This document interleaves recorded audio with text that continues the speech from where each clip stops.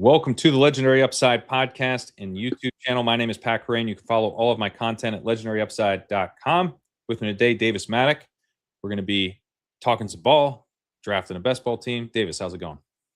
You know, it's going pretty good. Can't complain. We got some big breaking news to figure out. So we gotta know what's going on there, and then we're gonna do after I assume we both leave and go have our dinner. Well, lunch, maybe really breakfast for you. Actually, it is breakfast. Yeah.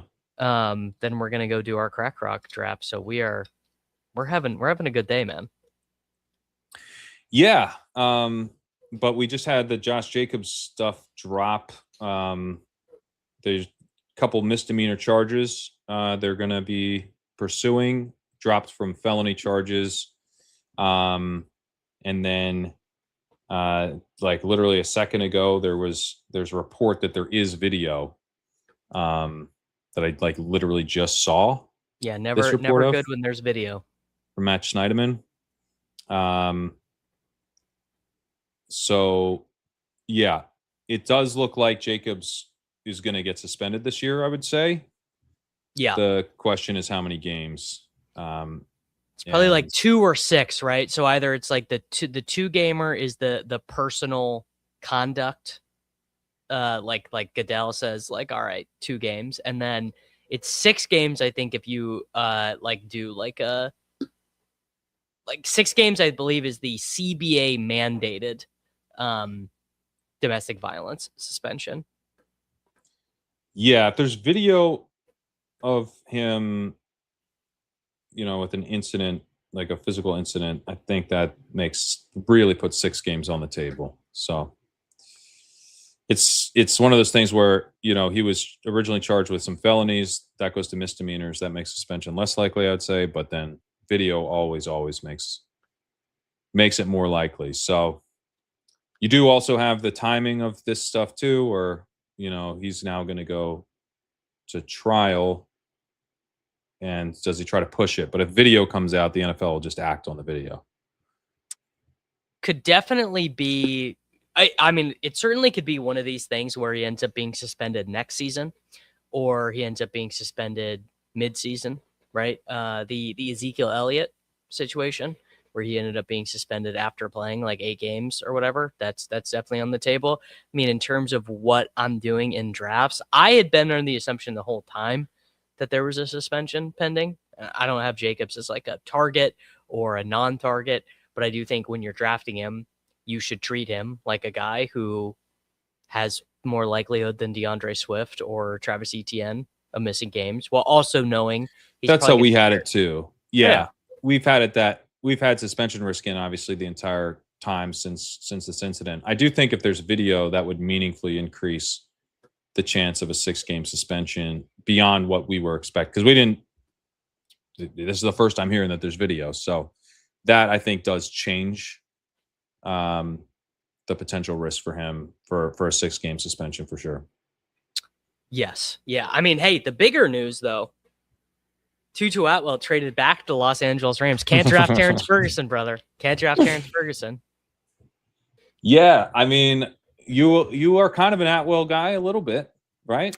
Yeah, I mean, he just can't. I mean, he couldn't play last year. He ended the season for them 4 snaps on offense, 8 snaps on offense, 13 snaps on offense, 10 snaps on offense, 15 snaps in their playoff game against the Panthers, and then 2 healthy scratches. They chose to not sign him in free agency. This is the McCole Hardman, coming back to the Chiefs mid-season type deal.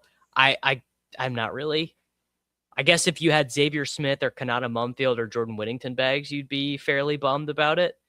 But yeah, I just it doesn't. I can't. People want it to impact T-Ferg. I don't really think it does. Unless you think Tutu Atwell's presence makes it that much easier for them to play 11 personnel as their base, which I don't know. I don't think it really matters very much.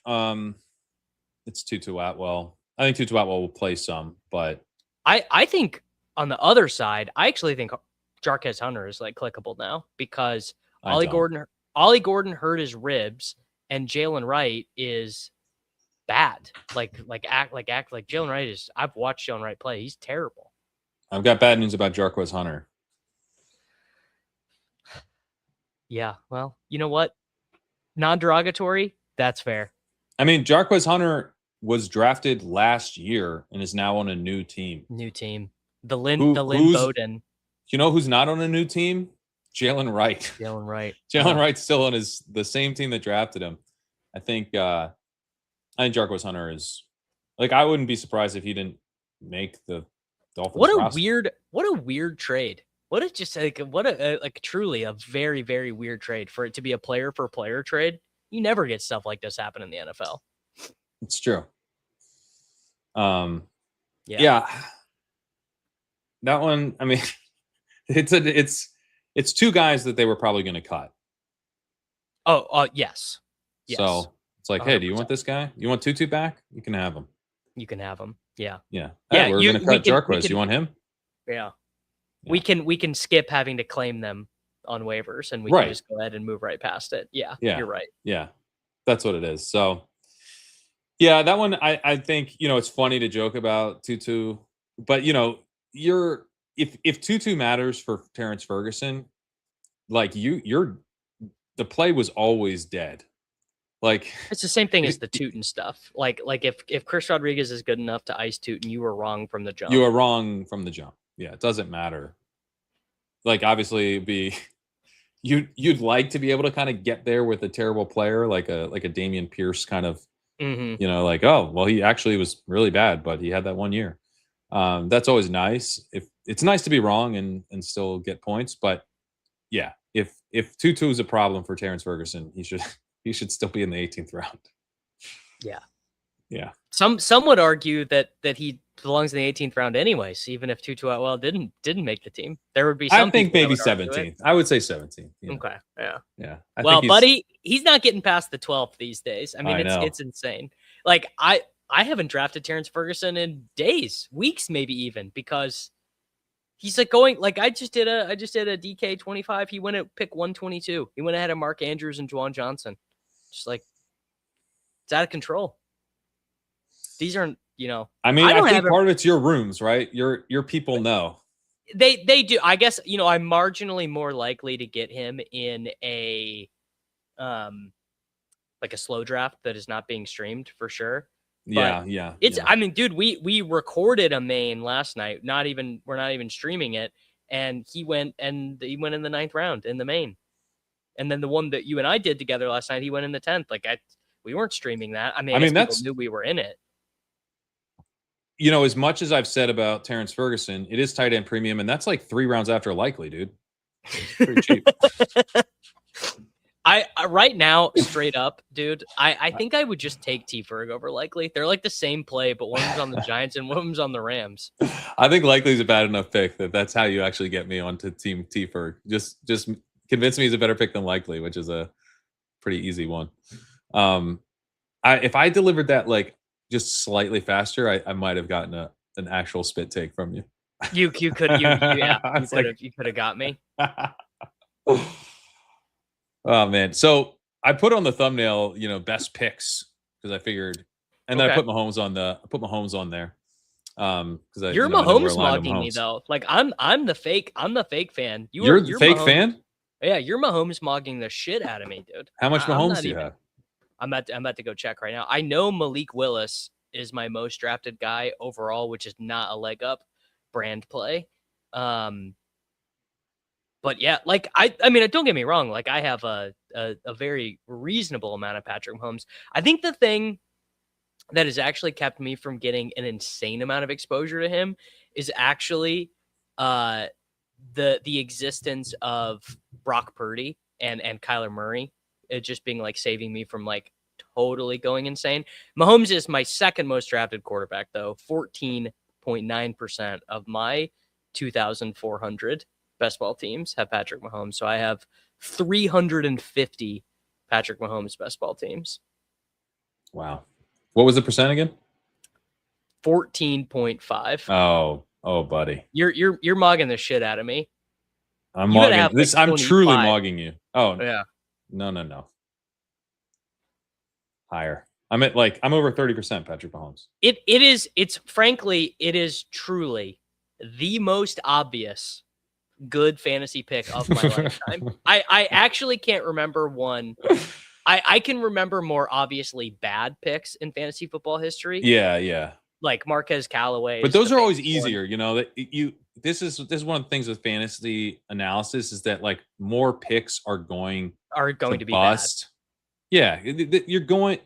The whole game really comes down. This is like my, what do I write about? I write about legendary upside. Like what matters? Trying to find the guys who actually like move the needle in a positive way.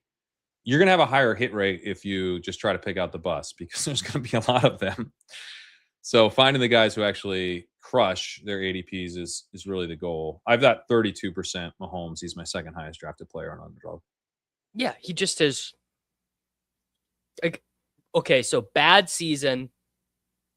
He just let's say the haters are right. Let's say Jacob Sanderson and his big dumb Canadian face are right.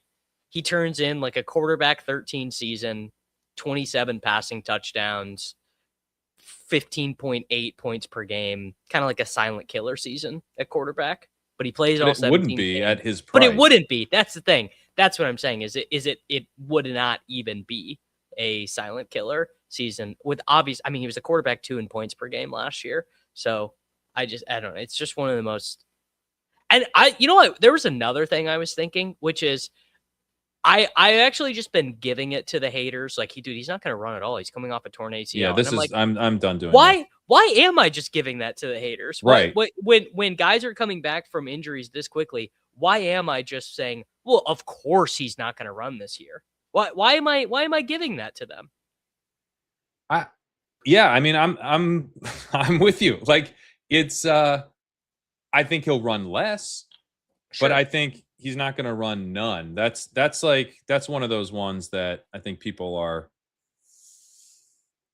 It feels like kind of paint by numbers type stuff where it's like, well, he tore his ACL, so therefore we're just going to take the rushing line, put that at 0. You know what's happening is it's that Reddit post on Mahomes from back in the day a little bit with the rushing. Let's just we're going to reduce this. We're going to But regress I mean, him.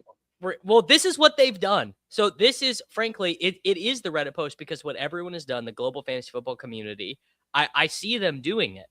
I watch them, guys I respect. We got Rotopat and Denny and Hayden, actually. I've all seen them do this. Like, guys, in a 12-team league, you just literally don't have to take a quarterback coming off a torn ACL. Like, they've all been out there. And it's like, yeah, but why are we saying Mahomes is going to regress to the mean? yeah.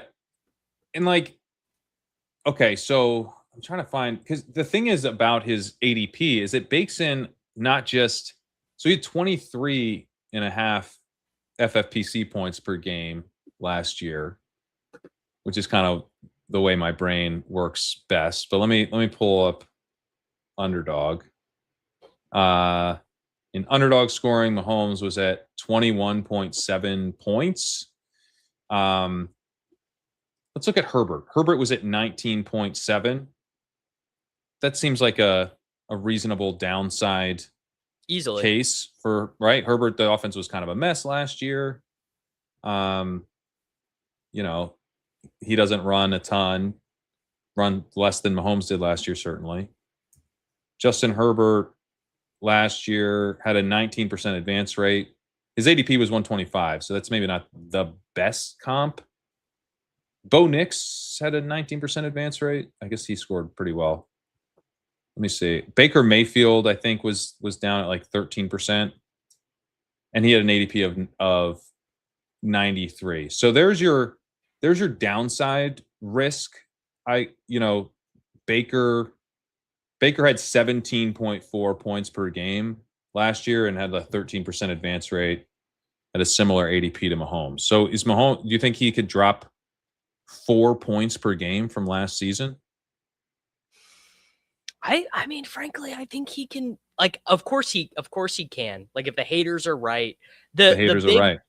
The big bet that I'm making is that the improvement in the running game changes everything. That, like, the return of Bieniemy and having a good explosive running back, like, truly changes everything. that the boxes are lighter. They're able to be more multiple. They're more effective in play action. And another big bet would be that Xavier Worthy is an NFL caliber receiver, which he really wasn't playing with the torn labrum. He was not that bad as a rookie. That's the thing. Right. There's been this revisionist history that Worthy's always been dog shit.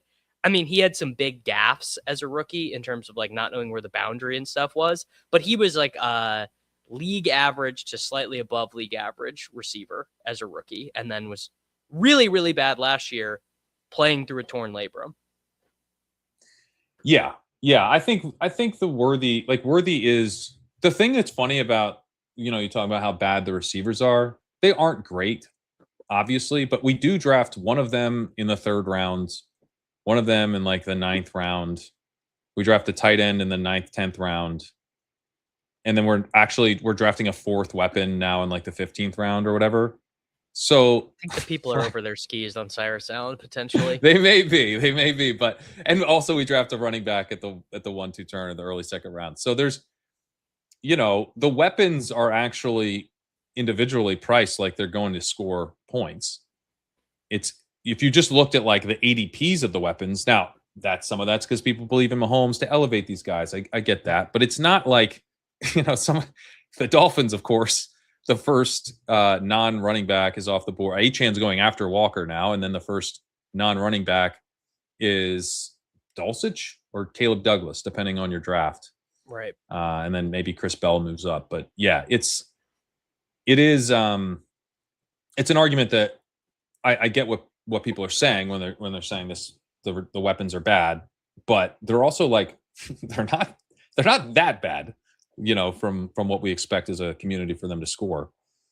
All-time elevating first ballot for sure. All-time first ballot head coach who basically, again, this is the sort of thing that carries no water when I try and do this with Jacob, but like Bieniemy being back in the building matters whether you believe it does or not, because it makes everyone more accountable. And if you say, why wouldn't you be accountable? You're trying to go for a Super Bowl III. But what does that make sense? It's like, I mean, this is basically the whole deal with professional sports is that it's called the disease of more. Everyone struggles with this. Everyone struggles with motivation. Everyone struggles. Like, listen to any champion athlete talk about this. They all say, it's hard, man. It's hard to stay focused. It's why Mahomes is a 101. It's why Justin Herbert is 29 years old and hasn't won a playoff game, and Mahomes is 30 and has won 3 Super Bowls. Like, it's not the physical skill that sets them apart, it's the mental. And Bieniemy helps. What my understanding from the outside is that Bieniemy in the building helps the other guys get to Mahomes's preparation level and desire level and motivation level. I also think he's going to pass more. Yeah. I think Yes. Right. Or at least they're going to pass plenty. Like, you don't have with Bieniemy, you don't have to worry, because one of the arguments against Mahomes, they're going to shift and be like a run heavy, run first team. Which, yeah, sure. Have you met Andy Reid? I don't think he's never had an off. He's been in the league. Has he ever even been within a standard deviation of PROE, like of average? Yeah.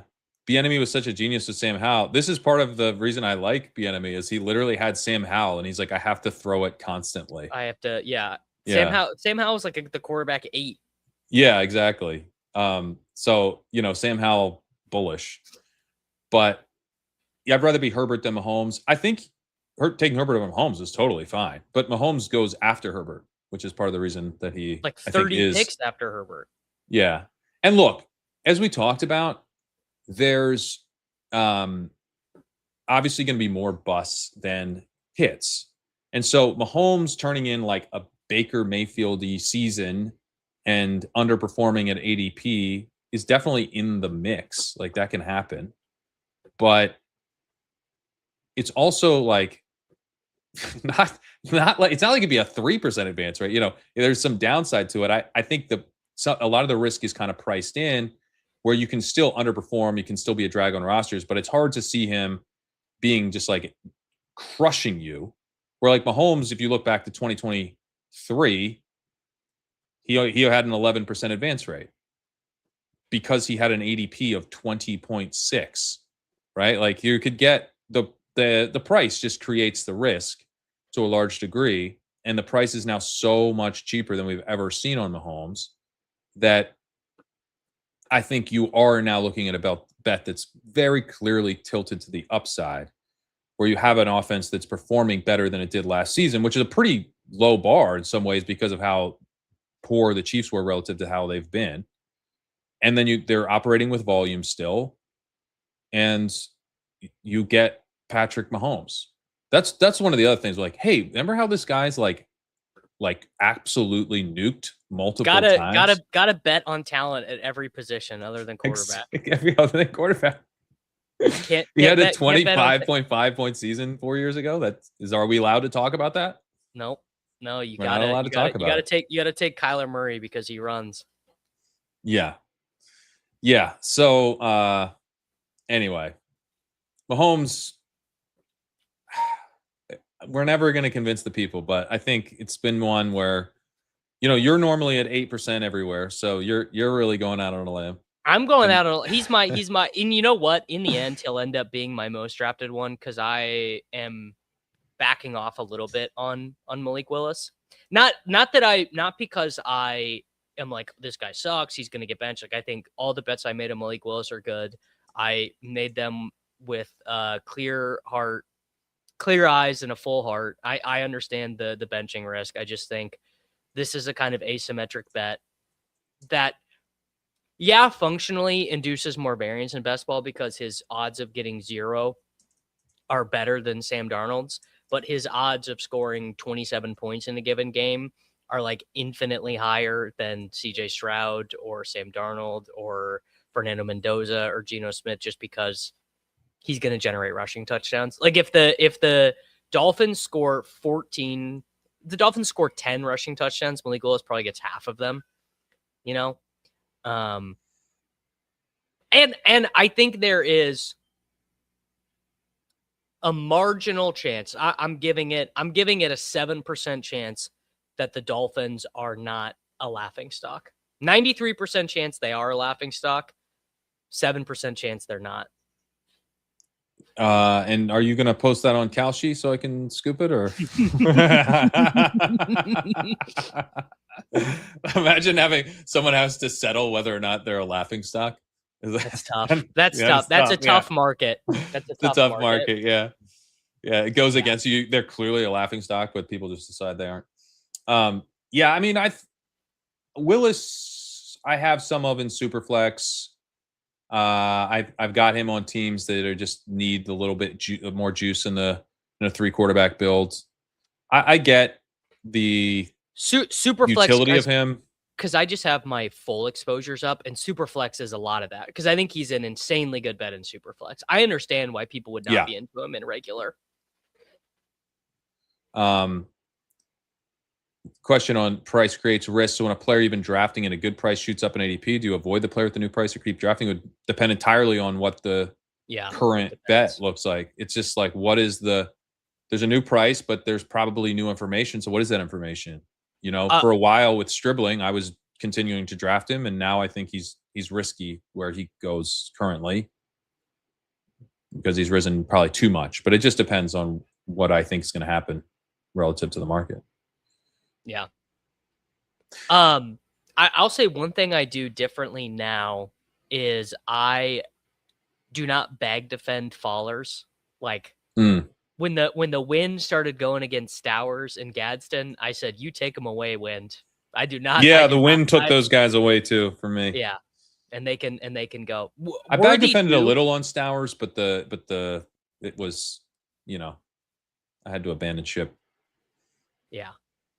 Stowers, I just did a little bit because I was like, I don't care if he got drafted to the Eagles. He's got good contingent. He was a 2nd-round pick. How often do 2nd-round picks just not play at all? But once the reports started coming in, I was like, yeah, okay, we can move on from here. I was skeptical of the initial reports because the beat writers, and I think this is true of a number of different things, but they'll overstate stuff. Like they're like, oh, red shirt season for Stowers, and it's like, if I'm hearing that in July, what does that mean? Like you guy who writes for a Philly paper knows what the Eagles' plans are for this guy in December. Like You don't. I know you're Right. covering the team, but you don't know. How could you Right. know? But then when you get into August and he's like on like the third, he's with the third stringers and he's not making plays and he's genuinely struggling. What for me, the way I think about this stuff is I'm allowed to, like, those guys are still, I'm allowed to leave the light on for those guys to produce because I have Yeah. Yeah. teams with those players. And so Right. if those teams do really well, that's awesome for me. I got it covered. Yeah. Yeah, I got it covered. So I can still end up being right. Do I then have to add to that position? No. Maybe not, right? Like That's maybe a how I little that's at how a I feel discount or about whatever it is, but that's how I feel about Gadsden. Like, I acknowledge Gadsden's path is still pretty clear. Like, I draft Kalar, but he sucks, and Njoku is old and has bad knees and got let go. It's like he's like a franchise legend for the Browns, and in a season where they really needed some goodwill, because they knew they were going to start Deshaun Watson, they let him go, which is just crazy. It's absolutely crazy. So, like, I see the path for Gadsden is obvious, I think. yeah, but I'm not drafting him. Right, exactly. Because I got the bags. The bags are Yeah, packed. the bags are packed. Yeah. So it's like, what's the best team I can build today with everything I know now? It might not include players who I thought were on that team a month ago, which is fine because I might have been right a month ago and wrong now. And wrong now. But I'm going to try to be right now, and because I might be right now and wrong then, and maybe I win a tournament by moving off of that. So I think the drafting so many teams, it is definitely, I think it's good for, maybe not good for all aspects of mental health to get 1,000 best ball teams in, but it can be good for the ability to move off priors, For sure. right? And Yeah. not be stubborn. Yeah. 100%. Who do you think is the let's just do this by position. Who do you think is the best pick at the running back position? Because my answer has changed from what it would have been over the last 15 days. I'm starting to think it's Bucky Irving. Bucky's definitely a contender. I certainly think the answer is whichever one of those round 5 guys smashes, the guys who've been in that bucket this whole time. I swapped my answer from Tootin, where I still think Tootin is a very good pick, obviously. But to me, it's Jadarian Price. I think Price it's all opening up for him. The fake Sharps report, oh, he's going to avoid the pup, that's gone. They're not even pretending about that anymore. George Halani was playing in the second quarter of the preseason game with Drew Lock. It's all opening up for Price. And this is actually a point that you brought up to me for the first time, which is the positive correlation between Love and Price. Just positive correlation between collegiate teammates where you're not that sure, and then it turns out they're both good. So I'm on board with that. And I just think you couldn't have a guy more set up to smash than Price. And sure, Charbonnet could come in and Kool-Aid Man and just ruin the whole thing. It's totally possible. But man, it's so hard to this guy just rips off. He's the heart and soul of your team because you're such a running team. And then you're like, yeah, man, Charbonnet, you go get in there, brother. You go. Maybe it'll happen. One of the things with Price for me is because I'm in on Price. I don't think he's an absolute smash. I do think he's a good pick, particularly in the 6th. But if Kenneth Walker had re-signed, where do you think he would go? Where DeAndre Swift goes. Okay, so that's not, you're getting maybe a 5-pick discount from Walker to Price. Yeah, I think Walker would go higher than that. So I think Walker would go. People hate Kenneth Walker, Kerrane. Whenever I talk about Kenneth Walker, people he's always hurt. He sucks. At the Flock League draft, Mason took him, and everyone in the room was horrible pick, grown, banana, tomato, awful pick. I'm the only one there. This guy's a smash. And all the YouTube commenters agree. Oh, Kenneth Walker, awful pick, yada, yada. I would say he's the number one player who gets negged in my YouTube chat is Kenneth Walker. They hate him. I think you probably more 3-4 turn. But, I mean, if you're right and he's in the 5th. Brees Love, ETN Brees Love, that kind of range. Yeah, I think he'd be in that range. But I still don't think you're getting a huge discount on hey, you know who's good? Kenneth Walker. You know who might not be good? The guy who was a backup running back in college. So I think in the 6th round I like Price.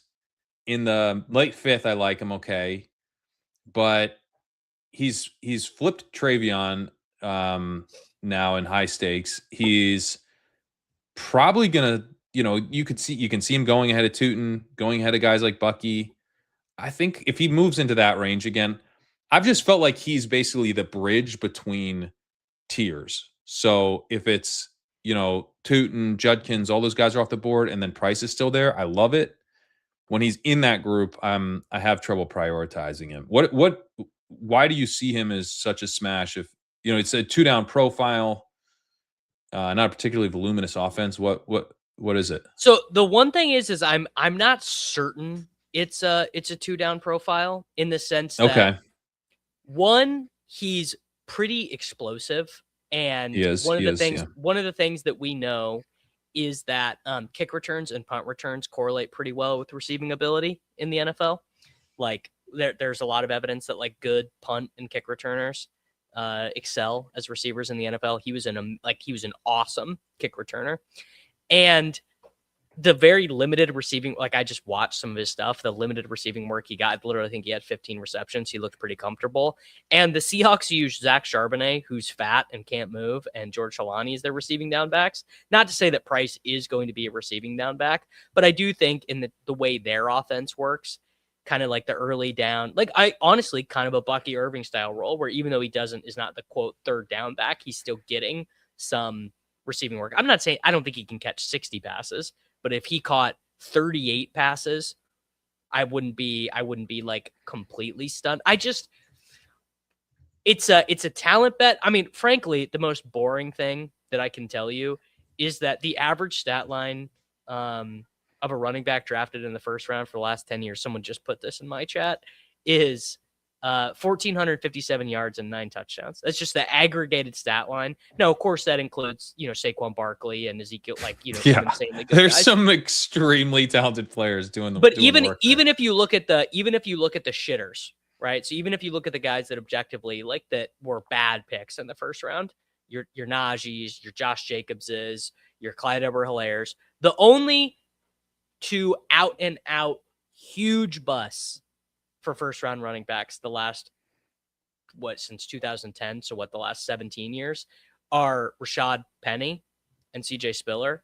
Then there were and David Wilson. Sony Michel was 10 points per game while actively sucking ass. Yeah, but that's a bust in the 5th round. It's a bust, but I thought Sony Michel was like a laughably, hilariously bad draft pick at the time. Like this guy is like the most day 3S running back you're ever going to find. And I was ultimately proven correct because he was out of the NFL in like 4 years. Yeah. I think Price is probably better. Price just profiles a little bit differently. The guys who have been huge busts have been plotter types, and Price is more like his profile. He's more like Penny in a way. I was going to say much more of like he's a smaller bust. Penny. Well, yeah. You know what the profile's like? He's Walker. It's like Kenneth Walker. Yeah. It's like Kenneth Walker if Kenneth Walker never did anything in college, though. College smallage, it's like what I truly I don't. Well, really I hadn't know considered college smallage, so that's So like all these things are true. One, the biggest explanatory variable for first 3-year fantasy points per game for running backs is draft capital, right? Then it's receiving yards per team pass attempt. And it's like, well, what do I do when this guy played with the number 3 pick in the NFL draft and then chose not to transfer? But the crazy thing is he chose not to transfer for more NIL money, but was correct to do so because he ended up being a first-round pick anyway. Yeah. And so he's going to make a ton of money. I don't really know what to do with that information other than that he must have bet on himself and was right. And the other thing is he tore his Achilles as a freshman. So that if he had not done that. Yeah. Was it an Achilles? I thought it was. It might have been an ACL. It was just a knee, but yeah, maybe it was Achilles. So I'll look it up right now. That probably hampered. Yeah, you're right. It's Achilles. So that hampered his ability to transfer. I would assume. Well, it also explains why Love ended up there. because he was a year ahead. So he Yes. he tore his Achilles in the summer before. I knew that the timing of the injury was before he played at all. So you bring in Jadarian Price as a running back at your Notre Dame, right? He tears his Achilles. You never get to see him in game action. Then you recruit Love. Now Love's there, and Price is coming back from an Achilles tear, and Love's a star. So you're going to just play. And then I think Estime was still there that year as well. So you have Estime and Love, and you're coming back from an Achilles tear as Jadarian Price. The following year, Love's the starter. Price is behind him, and then the same thing happens this senior year. But he never had a chance without Love there to show what he could do. And I don't think it's a huge indictment on Price that Notre Dame recruited Love and had him as their clear starter, because what are they supposed to expect from Price? A lot of Exactly. times they don't get anything from this guy now. So yeah, I mean, I think Price could be. It's a type of situation that sets up for a guy who's actually far more talented than you would expect. And obviously, the Seahawks saw what they needed to see in limited tape, but he's he's not he's not as athletic as I was hoping. I thought he was going to be like an absolute amazing athlete. He's kind of smaller than you would think, and not super 100%. duper athletic, but probably athletic enough. In the pre-draft stuff, I had 25% of him. He was so cheap. So I'm in on he's a little bit like Stribling to me, where like when I just get to bet on, like, hey, like things could kind of break his way. And I know the profile isn't perfect, but there's reason to think like he could get a lot of opportunity year one. And it's cheap. I was in. As it's gotten more expensive, it's just harder for me where you're now, you know, you're betting on him as opposed to a guy like Judkins, right? Like Judkins can play. He's he's more of a two down guy too, but he can play. Now he's on the Browns, which is a bummer. But like I know Judkins can carry the load. I know he's a good runner. So the rookie thing works against you at a certain point where you just don't know how good he actually is. There's upside, but there's downside. There's a ton of downside. I just like the big thing is that the team wants to run the ball a ton. They are so committed. They so do not want Sam Darnold dropping back 35 times a game. The defense is great. He's going to get all these positive game scripts that I absolutely I think is set up really well. Yeah. Like the expected points in the Seahawks backfield last year was actually insanely high. It was just split between two dudes, and the one dude is not going to be able to play until like November. Yeah. No, that's true. I do want, it is strange that they didn't feed Kenneth Walker. Now, there's a new OC, so maybe the new plan is just to feed Jadarian Price. But yeah, I mean that's with a rookie running back with like kind of uncertain pedigree. In some ways, like I want them to be priced more like RJ Harvey or something, where it's like, like I don't need you to carry the load. It's a little concerning me, like, hey, guy who's never carried the load, and it's actually not that big. Like you're gonna carry the load and be priced like an immediate starter who we can count on to like reliably score right away. And that's where like the Sony Michel stuff comes in for me, where it's like we have seen that not work. Yeah, So, I mean, of course, I grant, like, if Jadarian Price had been the 16th overall pick, like some team had I don't know, like if he had been Cowboys, maybe. I'm trying to think of a team that needed a running back that was a good team that could have traded up for him. Like if the Saints had drafted him instead of signing ETN, he'd be a second round pick, and you just have to pay it and you just have to eat it, despite the questions about his ability. I don't think that's true, because ETN's a 4th round pick. Market doesn't think ETN's that good, right? But like Etienne's probably better than Jadarian Price. It's probably better. Yeah, maybe I'm wrong. I don't know. Where I guess is there a situation he would have been a second round pick? The Chiefs. The Chiefs. Yeah. Yeah, that's probably it. That's probably the only And even then I think he'd probably be 2-3 turn because Love peaked at the 2-3 turn. Like I think there'd be a lot of drafters. Maybe right now he'd be in the second round, but it would have taken a while because people like, I don't know where you would have landed on this because the Chiefs, maybe you would have been pro Price ahead of Love, but it would have taken a lot for like hardcore dynasty minded people to be like, yep, I'm taking Jadarian Price ahead of Jeremiah Love, the guy he backed up. Like that seems kind of nuts. I don't know. That would have been, that's like a really interesting wrinkle. Like what would have had to have happened for the dynasty market to flip? I don't think there's anything that could have done that. Yeah, even the Chiefs, I think it could have now. I think it now could have, but like a Love high ankle Price gets all this buzz. The Chiefs clear starter. So you think Bucky is the best? Yeah, where are you at on Bucky? So I think I've done the same thing everyone else did, which is, the vibes aren't that good. The shoulder, they're talking a lot about Kenny Gainwell to, why the fuck am I worried about Kenny Gainwell, man? Come on, it's Kenny Gainwell. Like, it's all good. They're talking about maybe cutting Sean Tucker. Ultimately, I don't think that will happen, but just even the fact that it's in the ether is not great. And it's not. It's great. It's good for Bucky. It's good for Bucky.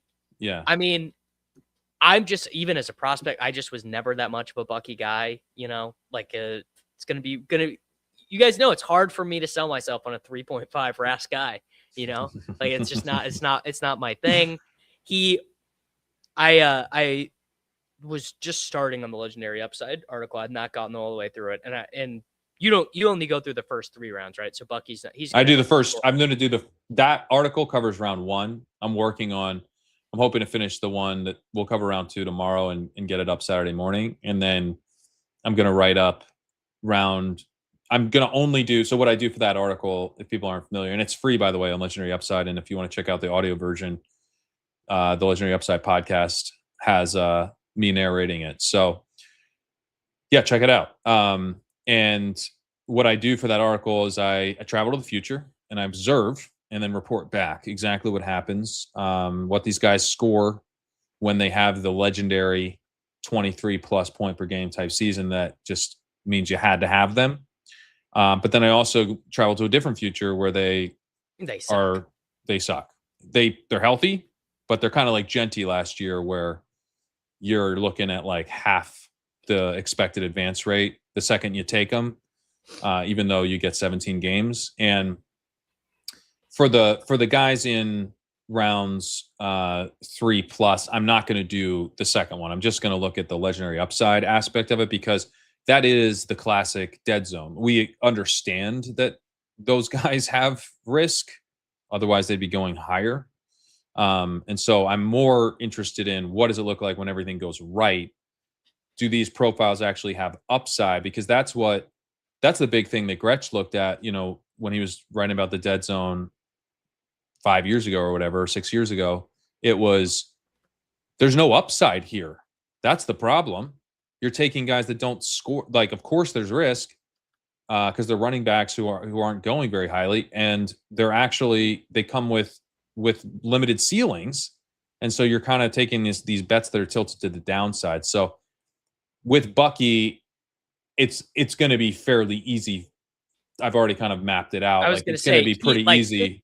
His profile is tilted towards the downside, which is why I've had a hard time getting here. No, I think it's tilted to the upside.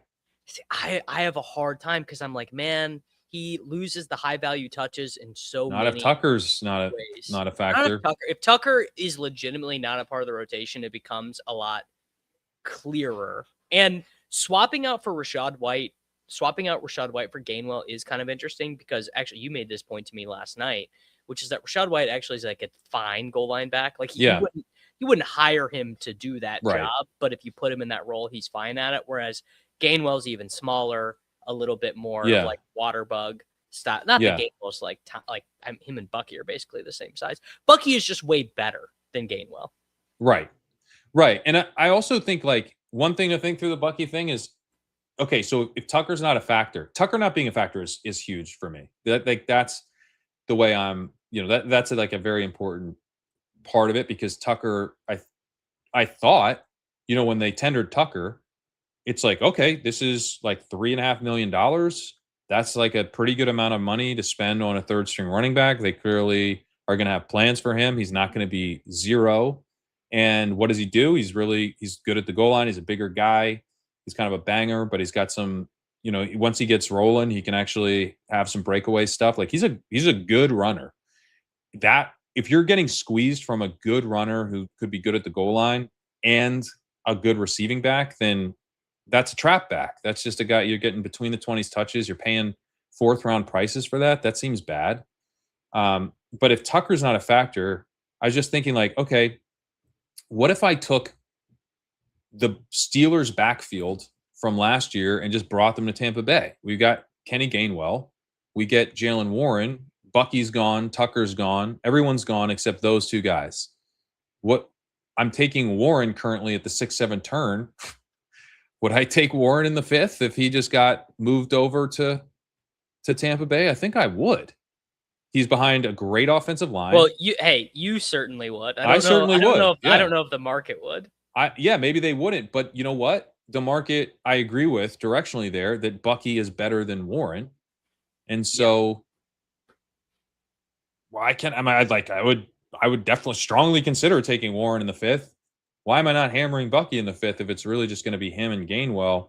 Gainwell's going to siphon off some work, but Bucky can catch passes. That's the thing when I was looking at, the numbers for the legendary upside stuff. It's like, he's still going to catch plenty of passes. Warren caught passes last year, even with Gainwell. Gainwell caught a ton of passes last year. Warren still got there to an extent. I think he had like 40-ish receptions last year. Bucky's still going to have some receiving. I don't know if the overall expected points in the Buccaneers backfield will be as high as it was for the Steelers, because just the way Rodgers distributes the throws. Frankly, a lot of it is pending. Like, do you get 2024 Baker Mayfield or 2025 Baker Mayfield? If you get 2024 Mayfield, yeah, I mean, that's a huge chunk of, like, Bucky is way better.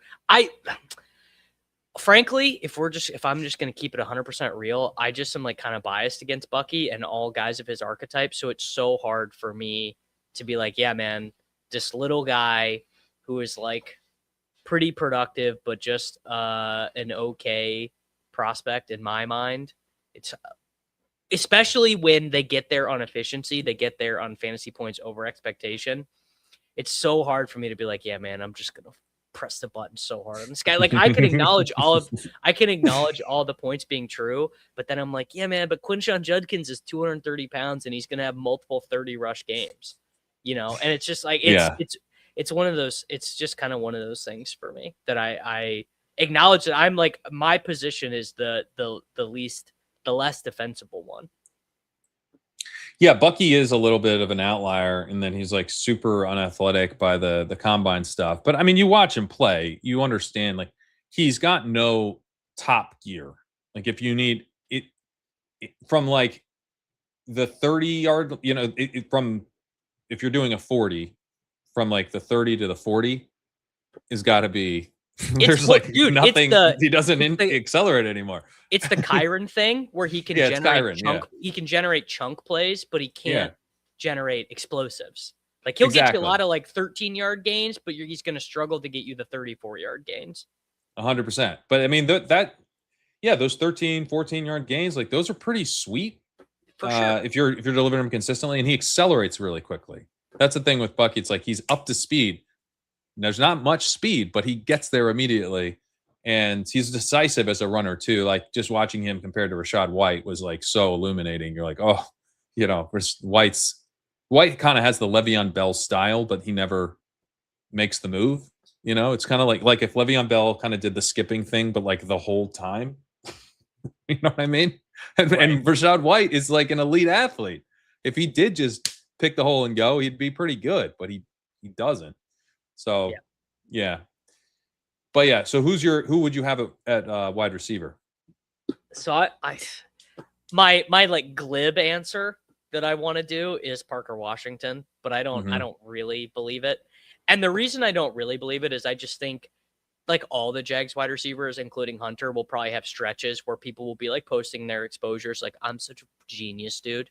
You guys were they traded for Jacoby Myers and extended him, and you were drafting Casey Concepcion over him. You guys were letting Travis Hunter go to round whatever. You guys weren't The coach told you that Parker Washington was his number one wide receiver. Like, it's gonna happen all year for all those guys.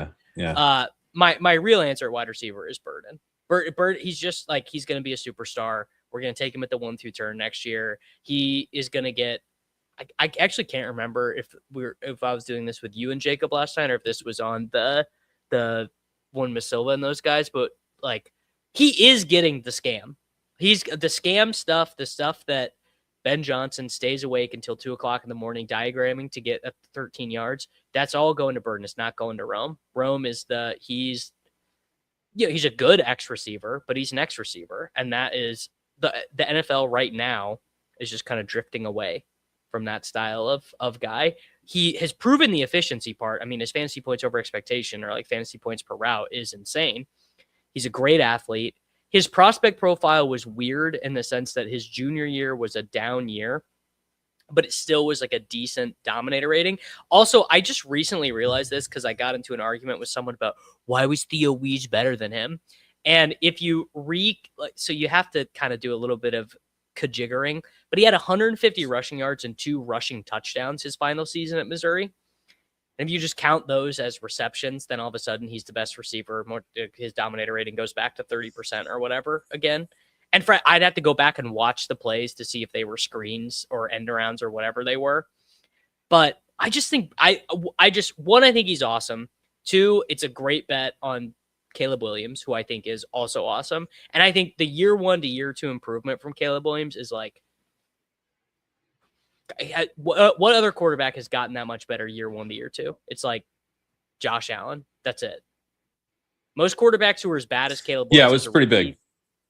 They get like, it's just one of those things that are all, it's all culminating. Like Rome Odunze foot injury, it's all coming together. I think it's Burden. Well, the Rome Odunze foot injury has, I think, been a little bit overblown. I mean, he said it's fake. I mean, he said you just immediately, yeah, no, well, that's fake. It is. I mean, he said this is my new normal, and people are like, oh, new normal. Bad. He's like, no, it's not bad. This is fine. Like, my foot doesn't hurt. It's good. Yeah, I mean, I like Burden too. I do think, he's been tough to get a ton of exposure to, just given the price, but I've done my best to not get too underweight on him. But I am underweight on him. I'm just not like super underweight. And yeah, I've got him in a 5.55. I'm at like 5% overall. I just have found him hard to prioritize in the 4th round. One of the reasons for a long time is because I was taking Jalen Waddle, who would be my answer of kind of the more expensive receivers. I think. Love that answer. Yeah. I think the Waddle answer is great. I think we could see Jalen Waddle. I mean, return to where we've already drafted him, which is the 2nd round of fantasy football. Yeah, exactly. Just like where he has already gone. I mean, they led the NFL in pass attempts last year. They traded him. And they're talking about passing first. More. They traded a first for him. None of us are really big believers in Cortland Sutton. All that stuff. No. Like, just that I don't like. I feel like the Jalen Waddle thing is like, serious people just all get it. They don't even have to be explained. The only people that have to be explained are the unserious people who are like, but blue tent. But his address is the blue tent, dude. Blue tent way, bro. That's where he lives. And then my cheaper answer is a very non-leg up play, which is Matthew Golden. That is a non-leg up play. What? So on the Golden stuff, I would just like to kind of, I want to like lay out why I don't think Golden is a good pick. And it really is about because he's only ever been bad at playing 'Cause organized football. yeah, it is because he's only ever been bad at football. I don't know if that moves the needle for you. It's not great from where I'm sitting. Um, yeah, let's start there. Actually, he's only ever been bad when playing football. He goes to Texas. He's playing alongside Isaiah Bond, who also and stinks. Worthy. No, he wasn't. Year He before, didn't right? play with Worthy. No, he didn't play with Worthy. He never Who played else with was on Worthy. that team? He was at Oh, Houston. you're right, because he was at Houston. Yeah. Yeah, so he's at Houston. He has a 20% dominator rating, 24% the following year, and then 22% his junior year. None of those are great numbers. None of them are terrible. Like if he had a big season to close, you'd be like, oh, damn, okay, yeah, he was always productive, and then he has the breakout. But he doesn't have the breakout. He finishes with 1.82 yards per team attempt at Texas, which is not good. And he's with Quinn Ewers, so we did the Quinn Ewers excuse for him, which there's I get it. Quinn Ewers is not good, but for a We college gotta quarterback, stop. he's not horrible. We got to stop drafting University of Texas Austin players until we figure this out. They've had a million guys get drafted in the first and second round of drafts the last like 4 years, and they've all been bad except for Bijan. A.D. Mitchell, Xavier Worthy. Jonathan Xavier Worthy Brooks, is Gunnar probably Helm. might be the best of them. Yeah. So Golden has 2.10 yards per route run that final season, which would be good if it was the NFL, but it wasn't. You want that quite a bit higher. So that was a concern as well. And anyway, I left the light on for Golden. He's a first round pick. He ends up in a good situation. I drafted some of them. Then he got crazy expensive last year on offseason hype that didn't materialize. And now we head into year 2. And I've got a guy who still hasn't been good at football and a team who is more incentivized to look at what he's going to do in the beginning of the season than the end, where last year was the opposite, to an extent. I mean, he didn't actually, he kind of played and then stopped playing. And then they got Watson back. But if it doesn't work with Golden, we'll know soon, which is bad. We don't want to know soon. We want to know as late as possible because we would like to scam our way to some week 17 production, even if he sucks. And this is I think the downside of the second year wide receiver archetype is that they can bust pretty hard. They can bust in a way that really hurts your best ball teams where you're getting some production early in the season, but not at an incredibly cheap price. And that production doesn't really move the needle for you. And then they're not really doing much by the end of the season. He's kind of just a sacrificial X type dude by the end of the year. That's my concern with Golden. I have him like one spot above ADP in my main event rankings, but I'm behind in best ball. I think that downside is what people aren't factoring in enough. Not just with Golden, but like the kind of the whole the second year wide receiver archetype. I think people, because it's been one that we know to target in redraft. Redraft has taught us you target the second year wide receivers. But I think best ball, like Keon Coleman really hurts in best ball. That second year bust, that like the Traylon Burke second year bust, Rashad Bateman, like these guys hurt. They really drag down rosters because they're going. Dude, you know what? Golden, it's like Golden is the Bateman line from that whatever yeah, year that the was. Bateman line. And like wide receiver 48, like exact same position and everything, same area of the draft. What's funny though is Bateman ends up having his best year the year after that, the year after everyone left him for dead. My primary argument for Golden is this. I think he has the physical tools. I think that is pretty evident. I think that he had opportunities to be much better on in fantasy last year, as well documented on all of our podcasting together.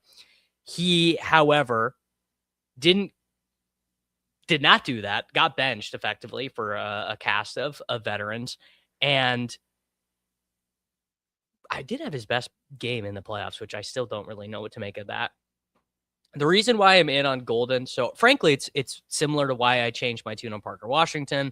It's why I was always going to be in on Burden, but I've gotten even more in on Burden, which is their whole plan as a team does not make any sense unless they think that Golden is going to be a big part of it. You jettison your 2 veteran wide receivers. You don't. I guess they did finally sign a backup tight end in Jonnu Smith because Musgrave is on the IR.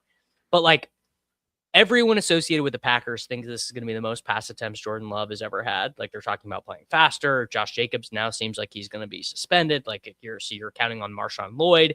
You didn't add Najee Harris in free agency. It feels like they probably should have added Najee Harris in free agency. By the way, now seeing this Jacobs stuff, and it's like either you're saying Jaden Reed is about to be a giga mega breakout because we're going to pass for the great, like more than we ever have, or Golden. And the limited stuff we've seen of them in preseason and in like Packers family night and stuff is that Jaden Reed's going to play the same role he always has, which is like a more limited role. It's a more limited role in playing time, but it's a pretty valuable role, from a targets per route run perspective. And like he's good at what he does. They get him some design stuff. Typically, last year he was hurt for a huge chunk of the year, which didn't help. But he had 1.95 yards per route run as a rookie, and then 2.20 as a sophomore. Falls to 1.67 last year as he plays through multiple injuries. Or I guess he played through an injury and then had another injury that cost him time. But yeah, I mean, I think Jaden Reed, when on the field, is going to draw targets at a pretty high rate. He has a 21% targets per route run over the course of his career. He won't be on the field all the time, but even when it's in 12, if that's Jonnu Smith now, he actually earns targets for it more than Josh Wiley or whatever. And then Tucker Kraft is a pretty good target earner too. And Christian Watson can earn targets deep downfield at a much higher rate than the typical receiver because he's really good. So I just, like Golden goes near Dobbs. He goes ahead of Dobbs. Dobbs is a locked-in wide receiver on the outside with the Patriots. I don't have any concerns about route participation. They just traded Booty. He plays with a better quarterback. And I'm pretty sure he's better than Matthew Golden because he just played ahead of him. Now, granted, Golden was a rookie. Golden could take a step forward, but like, why am I supposed to take Matthew Golden? If the goal is to like stack bets that hit and I can't change it later, why am I taking Matthew Golden ahead of Romeo Dobbs? Romeo Dobbs isn't as fun, Ultimately, like the real answer is like we've just seen what is in the range of outcomes for Dobbs, and it's fine. It's total like I think Dobbs will have a 10% advance rate, or like he's gonna be good. He could run hot. He could run hot on touchdowns or 16%. That's average, right? You're saying 16% average. Yeah. Like he'll be fine. Yeah, like I don't think Dobbs is a bad pick. I just think the range of outcomes for Golden is I just think it includes a lot of really good stuff. I think it includes a lot of deep touchdowns. Like I think one of the things I'll be really interested to see really early on is, are they doing any of the creative stuff with Golden? Is he getting like crossers? Is he getting like some cool stuff over the middle of the field? Or is he that's big. Is he totally out on the boundary? Right? Which doesn't make sense because Watson is like quite good at that role. Watson is really, really good at, winning man on the outside, Yeah, although he's replacing Dobbs, who was also boundary X, type duties. And we'll see. Like, I think he's kind of in a big boy role. He's being asked to do real things at an NFL real wide receiver level, which is, a pretty big ask for a guy who's never been good at professional football at any level. I would say. So, I'm tongue in cheek there, but I think getting him. So one thing I would say with Golden is that kind of goes to my second year wide receiver point where like, I think it's more likely to the extent that we do see some more like scheme stuff, design stuff, easy button stuff. It's at the beginning of the year than the end of the year. Because unless he's really good, like if you get the breakout, then like, yeah, you win. But if you don't get the breakout, what happens? And this where I take it to the rookies, like, okay, I'm down in this range and I'm looking at a Casey Concepcion, uh, who goes still 10 picks after Golden. If it like if Casey Concepcion doesn't get off to a fast start and they're kind of using more Jerry Jeudy and more Boston, like is that it for Concepcion, or are they going to try to see, hey, is this guy, what do we have in him? Let's try some other stuff. Let's move around the formation a little bit more. Like, can we get more out of this guy? We're evaluating. We just spent a first round pick on him. Is he really nothing? Like that's what the end of the rookie season can become. The Packers are going to kind of know probably by midseason if they have anything in Golden, and if they don't, I think they're just going to. This is a playoff team. It's a team fighting for a playoff spot, but they view themselves as a playoff team. But this is probably the hardest division in football. They're not going to dick around with the Golden stuff if it's not working. They're going to go to Reed and Watson and Kraft. Those guys can all play. Like they know they can play. Yeah, and if I'm going to take truth serum right now. Okay. Part of it is also like I watch Matthew Golden play. And I'm like, man, I think he's pretty fucking good, dude. Okay. I just like I there is the skill to separate deep is so hard for NFL receivers. Like you end up just watching so many of these guys run these deep routes, and the defensive backs are just like in their jock. And the limited deep targets that Golden got last year, he generated a ton of separation. It's why Jordan Love missed him so many times, because he was open on all these routes. And also, like, I know it's kind of hard to parse these things. In fact, I wouldn't even know how to do it in a numerate way. But when Texas got serious in 2024, they stopped using Isaiah Bond, and Matthew Golden was their best player. He smashed against Florida. He smashed against Arkansas. 8 for 162 against Georgia. He wins them the college football playoff, catches the game winner in the college football playoff in a huge game. He was awesome down the stretch. And I'm just like, I'm sure that's probably just total noise. And like, if you shake that thing, I'm sure you could go back and find. Although funny, an anecdotal one that I have on that is that Pat Bryant caught 3 walk-off touchdowns for Illinois. And it turns out Pat Bryant might be kind of good now based on a lot of things. And I'm just like, I just don't. That was one of my original, like, what are we going to do with this guy who went in the first round? Who's got this weird analytical profile? Is he was their best player in the biggest games. Like he was awesome for them. And again, like, I'm sure you could go back and be like, yeah, Xavier Leggett in the biggest game of South Carolina's season smasher, or Jonathan Mingo or whatever.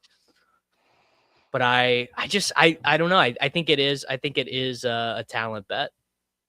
Yeah, no, I'm with you. And this comment I think is good. Golden could be the Green Bay wide receiver 1 ahead of Watson. Dobbs is never going to be wide receiver 1 ahead of AJ Brown. I agree with that. This it sums up kind of what I'm trying to say about redraft versus best ball. And we're like, our conversations this summer have been so much more focused on best ball, and the best ball game does not require me to hit a home run with every single pick. It requires me to put a team together that accomplishes what you have to do to, get through a round, be top 2 in a round of 12, and then win a pod, and then score a bunch of points in week 17. But to do that, you have to have a team with a lot of firepower on it. And a guy like Dobbs, who might not be the wide receiver 1, but is the wide receiver 2 on a Drake May offense. But I have that.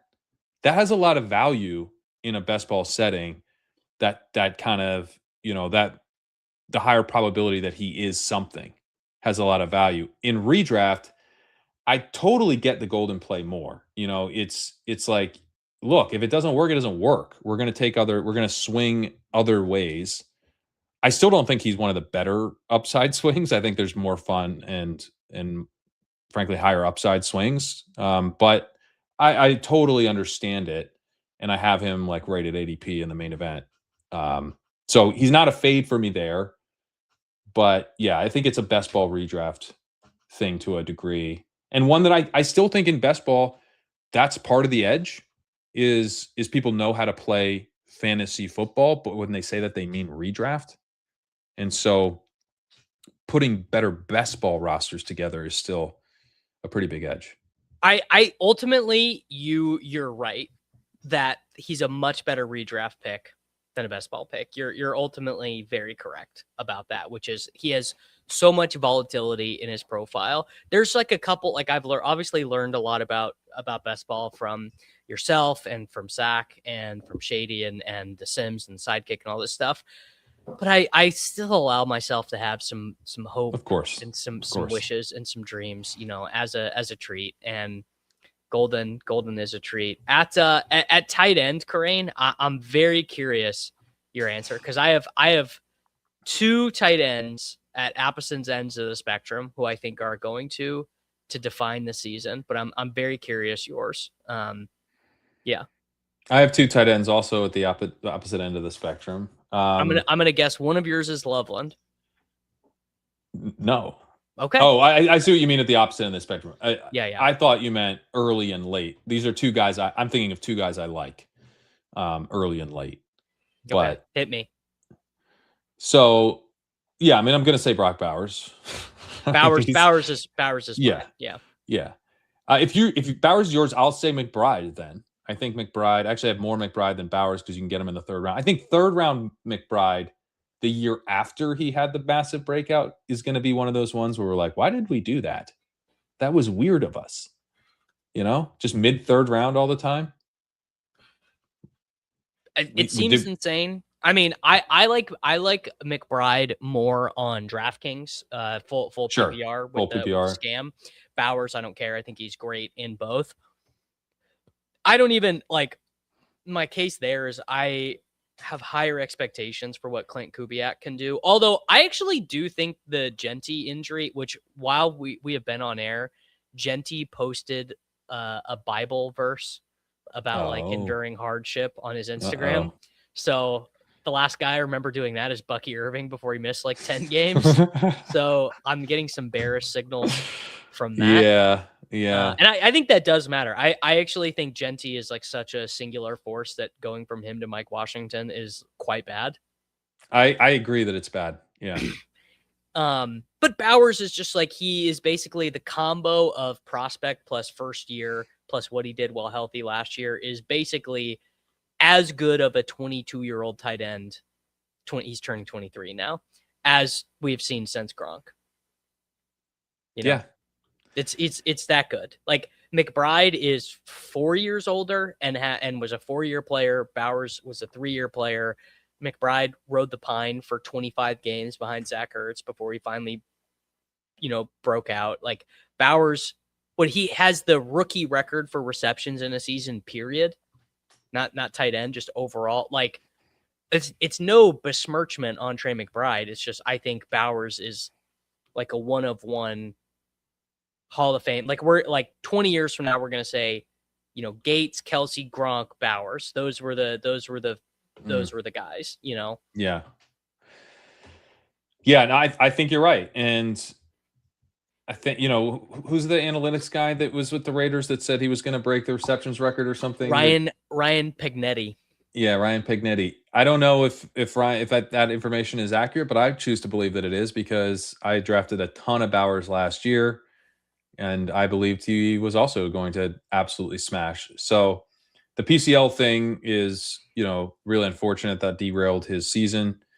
Luckily, he played through, it to a degree, and he looks healthy now. But yeah, I mean, he's got the potential to be their JSN, and just have the entire offense run through him. I think it is better if Genty is healthy because, for one thing, Genty is useful in the passing game. And so you can kind of have the offense be focused around your two key weapons in Bowers and Genty while still dropping back. Whereas if your number one running back is Mike Washington, you're not going to drop back as much. I don't think. You don't have when you drop back, you have one less weapon than you do when Genty's healthy, which is it's probably going to affect play calling a little bit. So yeah, I'm hoping Genty's good for a number of reasons, but Bowers is one of those. And man. But if Mendoza's good, if Gentsy's healthy, if the line plays better as it should with Colton Miller back, Bowers can just absolutely nuke. Yeah. Who's your cheap one? Dalton Schultz. Dalton Schultz is my he's my just going to highest be a drafted good tight end. Like he's just a good advance rate. He's just a good. Yeah. I have like nothing interesting to say. He's just he's the definition of perfectly cromulent. The funny thing about that, I didn't even realize this till just now, but Dalton Schultz is my highest drafted tight end currently and my highest drafted tight end from the pre-draft period. Yeah. So just all like literally since the conference championship games, I've been drafting Dalton Schultz. He just hasn't been priced at a in a range that makes sense for how productive he was last year, and he doesn't face a ton of. I know they drafted Marlon Klein, and it's possible they bring down his route participation and stuff and his snaps a bit, but I think largely he's pretty locked into a good role and just goes so much later than some of the other tight ends that I think he's even a better click than. Jacob tried to get us on him over Mahomes the other night, and the only reason I think not to have taken Mahomes there is that Dalton Schultz is an awesome click in tight end premium, and he's an awesome click. He's an awesome click in like all the formats because he's just too cheap. It's not sexy, but it's I think it makes you money. Yeah. It's how winning best ball teams are made. I completely agree. Mine is obviously T-Ferg. Just give me 82 targets, 59 receptions, 704 yards, and 7 touchdowns. 704 yards? He's going to average like 18 yards of reception. No, he probably won't. Probably be like 14. What did Kyle Pitts have for the entirety of last year? Oh my God. He's going to do Kyle Pitts? So 704 yards would make him, that's more than Colston Loveland had last year, although I guess Loveland didn't play for a while. He didn't play. Yeah. It's more than Oronde Gadsden. I think you'd be hard pressed to have him produce more than Gadsden did. Gadsden only played 15 games, but even he still. will outproduce Oronde Gadsden's season from last year. Wow. I mean, if he outproduces Oronde Gadsden, then I'm gonna wish I had been drafting Terrence Ferguson. That would be nice. Frankly, he will easily outproduce Oronde Gadsden from last year. The whole plane is built out of the idea that Ferguson can play this role that McVay invented. Because if Ferguson can't, McVay's going to have to reconfigure the offense in the middle of the season. Which he did last year. Which he does all the time. He does that like every season. I'm not saying he can't do. I'm just betting he can. I'm just betting this like bespoke wide receiver 3, tight end 2, like move tight end. I mean, I think this is really interesting. All his receptions last year came from not being lined up as a wide receiver. Like he never had his hand in the dirt. So this whole like Parkinson, concern. It's like Colby Parkinson could be anyone. It doesn't matter. See, this is where I differ. I do think it matters. I think you want as many routes as you can get. His play action participation rate, shout out to legendaryupside.com, it'll be below whatever your filters are. He won't meet your guidelines. Yeah. He'll be below those thresholds. Terrence Ferguson last year had 231 yards, 11 touchdowns, 231 yards. Isn't that insane though? 231 yards on 12 catches. It's come on, dude. It's 11. Pretty insane. Insane. It is pretty insane. I'll give you that. He did have fewer yards than Daniel Bellinger, Noah Fant, Elijah Higgins. He did not play at all until Puka got hurt, which was in Yeah, I guess what I'm saying is like you want the role to be a very, very sizable increase from. He needs to have a big increase in what his role is. Yeah, he needs to have which I do think happens. I mean, for me now, it's that Ferguson's so expensive you can't really get him at anything I think is reasonable. But we do have him increasing his role in a pretty big way. So not as big as you do, but we're not like, saying Well, to be he's gonna be clear, nothing. I can't even really get him anymore. The Right, right, the right. And you market like him. has yeah, Yeah. yes. The market has gotten too exuberant for me Yeah. on him. I think because a lot of people were like, "Well, shit, I didn't draft any of him when he was free, so now I got to bag protect." Did you like him as a prospect? Thought he was fine. Yeah, that's part He of it for me didn't too. he didn't do this at Oregon though. This role that McVay invented for him out of thin air last year, this was not who he was at Oregon. He was not like a deep threat seems. He was kind of like He's more a he yak was guy. he was more of like a yak. So that's another thing is Nate Adkins, the Rams beat writer, he did this like write up of Rams offseason. And one of the things he mentioned was they had T Ferg lose a little bit of weight to do some more of the yak stuff so that he can just, be moving across the formation, catch the tight. This is my favorite play in football, the tight end leak screen, where the whole offensive line moves, the tight end pretends that he's going to block. He does the rub, and then that's like my favorite play, and that's like the T Ferg play this year, I think. Yeah, I think T Ferg's gonna be so funny because my expectation is that he has like several awesome plays, some good weeks, but that like kind of isn't a big part of what Ultimately, the season's about. He will probably end up being like an insane highlight. Like it'll be like, dude, Yes. like, oh my God, he just had 2 catches for 68 yards and a touchdown. Like surely, and then you look at the data and you're like, he ran 19 routes, That I'm anticipating like talking to you in like week 7 and you're like, Kerrane, how are you coping with not having T Ferg? And And I'm you're gonna be like, like, Dalton Schultz is chugging along good. just fine. Yeah, like what do you mean? We're like, he just absolutely nuked. Like he scored 8 points. Like, I mean, yeah, I would the say coolest 8 points of your life. 90, I would say 80% of my T Ferg teams, I like drafted him over Pat Fryermuth, Yeah. Now Which it's I like, get, which okay, I totally get. Like yeah. that's good. If I could go back and take him over Pat Fryermuth, I would. That's not Yeah. the choice anymore. I mean, he's also just he's like another big drum beat guy, T Ferg. He's a He has huge been a drum beat guy. Yeah, it's true. And I gotta leave after this because I gotta go have dinner before we do ship chasing. Haven't seen my wife or child all day because I've been down here in my dungeon.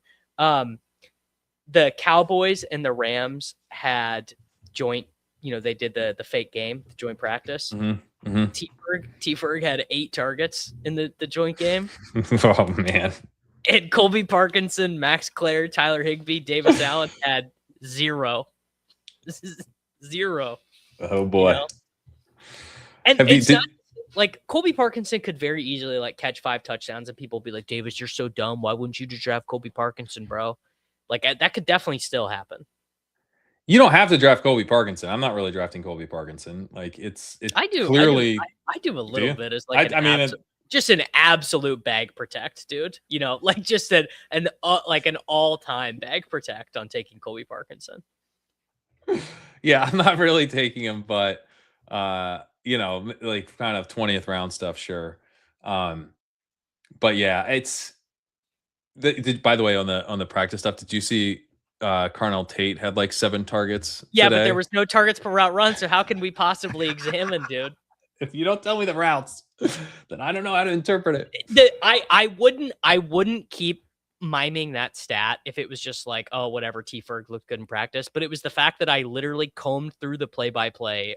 I paid for a day pass for the Los Angeles Times to comb through the play-by-play. And Parkinson, Higbee, Allen, Clare were not targeted once. That's worth the day pass. It was worth the whatever $2.99 I paid. You'd pay $2.99 period 00 for that. For that information, to know that information, it's worth it to me. I mean, frankly, I just like really what I want is I would actually just love for McVay to say he's already been insanely like high on him, but that's just kind of what he does. What Right. I He hypes his want is guys I a little want bit. one because all the beat writers do their whole T Ferg soliloquy and then they couch it in, yeah, but it's a tight end room. They're gonna play 12, whatever. I'd like for one of the beat writers to say he's a starting tight end. He's gonna play more than Parkinson. Would be nice. See, I don't think he is a starting tight end in that sense, but I don't think he needs to be for you to get there.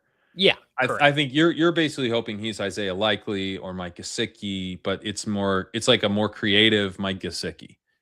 You Yeah. know, I think that's Honestly, that's who he. It's Gasicki, right? it's It's like if Gesicki, yeah. something happens to Adams, something happens to Puka, he gets a huge boost. He can definitely catch a touchdown in any random game, but his participation is not going to be as good as you want. Kerrane, thank you for having me. You can stay on and Of draft. You can do course. whatever you want, but I think I am going to draft. Yeah. okay. All right. Um, I need to go be a family man for a little bit. I appreciate okay. you. I will see you in 90 minutes. 90 minutes. We're going to be on with Crack Rock. I've left this comment up for way too long. Completely forgot it was on the screen. If you got any questions in the chat, throw them in. I'm gonna poke around and see what kind of draft I can get into right now. But I'm gonna get in something. So let's see. One sec. Yeah, but throw in questions in the chat, and we'll see what we got. We talked Jacobs at the top of the show. If people want to hear that, but obviously that's huge news with the misdemeanors, but then also the potential video. All right, I'm going to jump into 555. That's what I'm going to do because that is 8 of 12. So I think it'll fill reasonably soon, and I'll answer questions. Until then, let me get that ready to share. All right, let's see.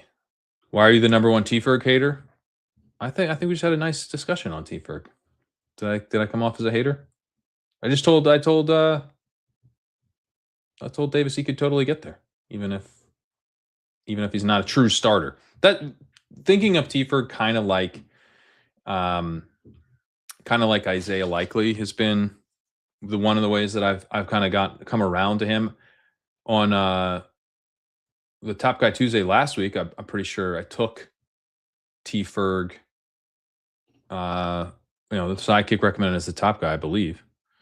The last time I did one of those, or 2 times ago.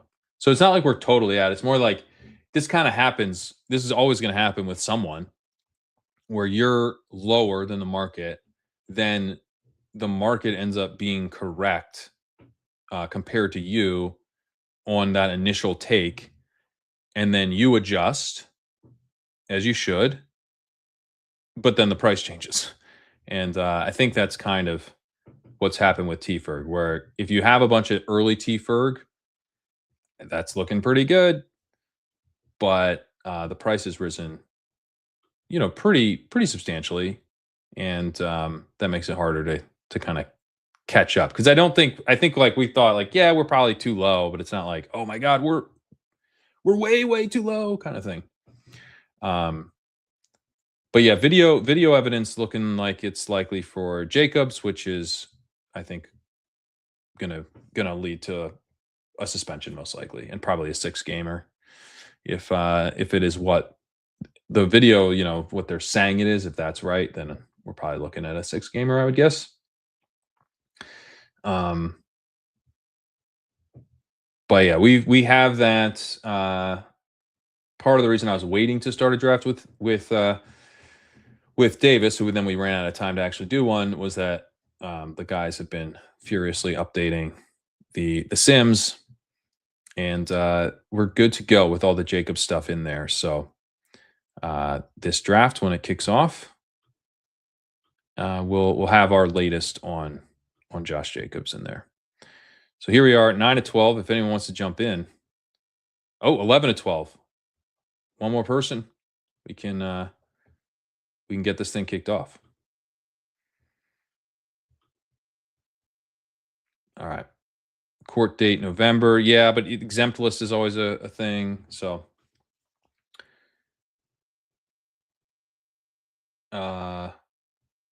What's the issue with Tyler Warren? We do like Warren. I think the issue with him is as far as like kind of where he goes. He tends to, if Warren is in the late or mid to late sixth, we tend to see him more. I think it has to do with us liking some of the tight ends who go much later quite a bit as well, like a Kincaid. We like Fannin. I think that's part of it, is him maybe not separating from those guys.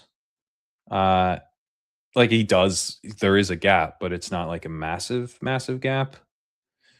So yeah, Warren is someone I like too, and would be happy to have a little bit more of. But I think in the early sixth, there's more opportunity cost. In the mid to late sixth, that I do see him more in the sidekick. We also have raised him a little bit as the summer's gone on with the Alec Pierce stuff and the offense looking more likely to be built around him. A good idea to wait until Davis leaves to draft. Davis had to jump. He's got to eat before our pod.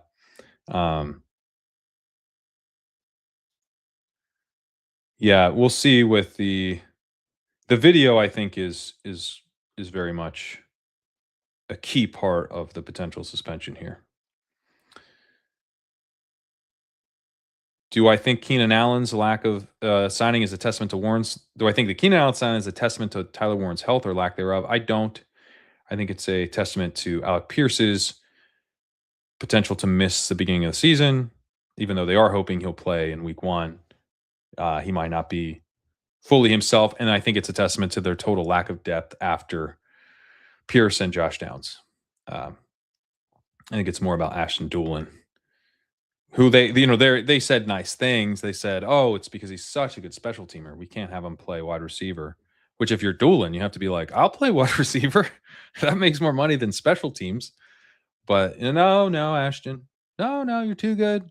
We couldn't afford to lose you on special teams. Couldn't possibly play at wide receiver. We're going to sign Keenan. So I think they realized they were going to have to play Doolin a bunch, and I think that's why the Keenan signing happened. Plus, they knew he knew the system, and he would be able to hit the ground running. It was a logical fit.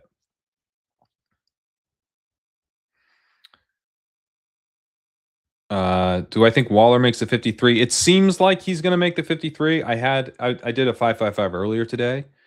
Yes, let's go. The 101. All right. I knew it was a good idea to jump in a 555. And this is all my equity now too. I mean, it actually was a good idea. 101,555. I'm going to take that. Influencer Pat. This was my recommendation in the Legendary Upside running back article, which dropped today. I mentioned this earlier. I mentioned again. I just posted the legendary running back scenarios for round one, and that is free on legendaryupside.com. Traveled to the future, saw how Jahmyr Gibbs was going to score 27 PPR points per game, and came back and detailed exactly what that looked like. I did that for all the running backs going around one, and then I'm going to have a follow-up. I'm targeting Saturday morning for that, covering round two, and then I'm gonna write up the running backs going in round like 3 through 5 as well. So that is also available in a podcast form. I narrated it on the Legendary Upside podcast feed, wherever you get your podcasts. That's a perk for Leg Up subscribers. I do that for all my articles on a premium podcast feed. So yeah, check it out. It's my favorite article to write every year. It's really fun. You're having a little fun. You're kind of doing some creative writing kind of thing, but also it does really help me think through like how easy is it for these guys to turn in monster seasons? How easy is it for like a couple things to kind of go wrong and they run cold a little bit and then it's over, as far as, them able to beat ADP. Gibbs, I had to like make up stuff like he's going to like James Conner signs and stuff, like it's kind of hard for Gibbs not to be a really good pick as the 101. Bijan too. I was a little more realistic because I write up a silent killer scenario for these guys as well as the legendary one. Bijan was a little more realistic when I was envisioning how he fails, but it still felt kind of like a like a parlay. Multiple things need to go wrong simultaneously for him to be a bad pick.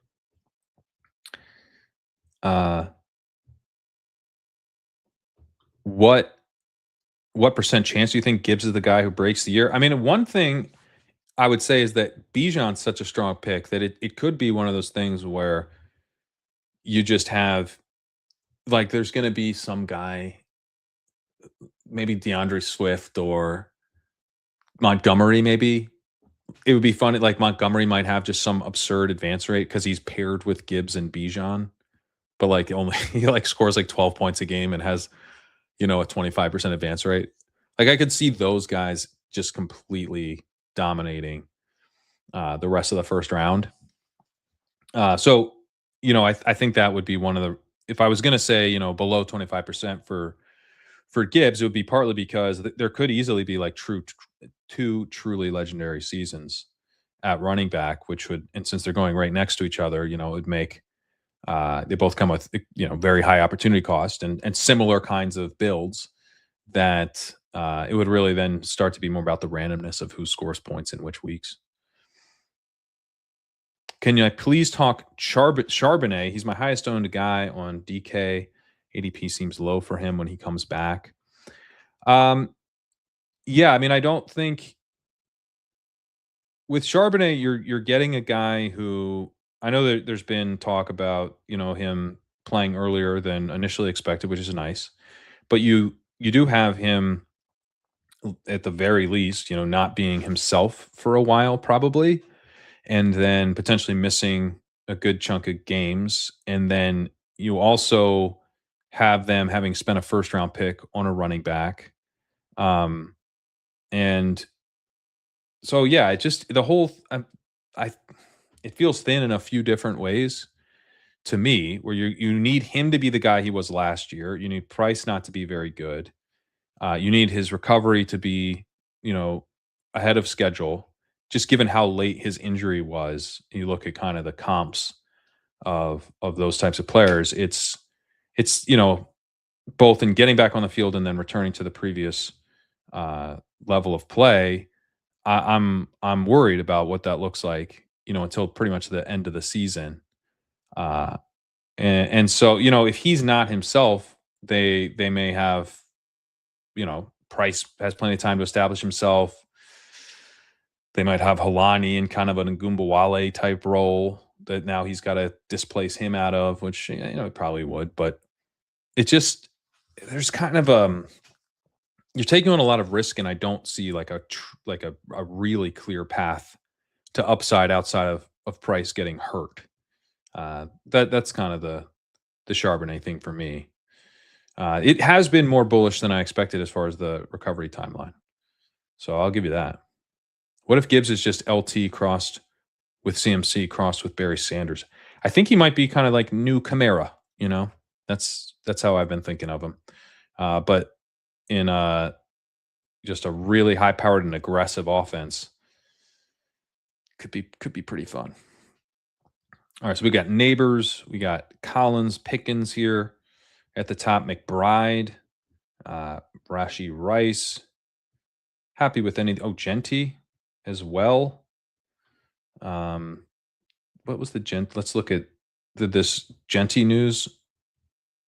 It's no. So the Genty post that Davis said has not made the DraftKings news. But we'll see. Neighbors goes, was hoping to get him. That would have been fun. And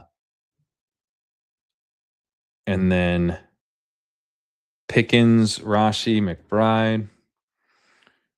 I tell you what I'm going to do. I was going to take Genty. I don't have a Gibbs Genty. It would have been pretty fun to have that in the 5-5-5. Let's see. I'm going to take McBride, we just talked about with Davis. I think is pretty underpriced. And I probably will take Pickens. Let's take Pickens. We'll follow the sidekick here and then see if McBride's top. Olave's top. I'm still taking McBride. I'd locked myself in mentally to that.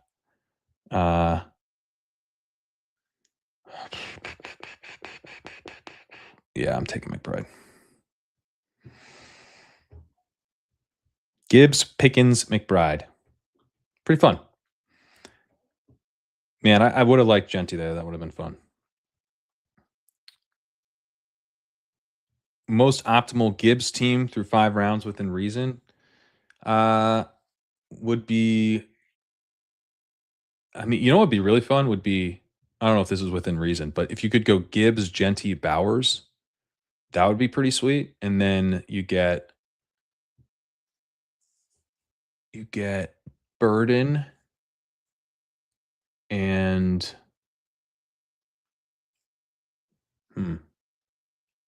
Burden Scadaboo maybe, or Burden Waddle can't go there anymore. That's not. What about McMillan? Would you give me McMillan?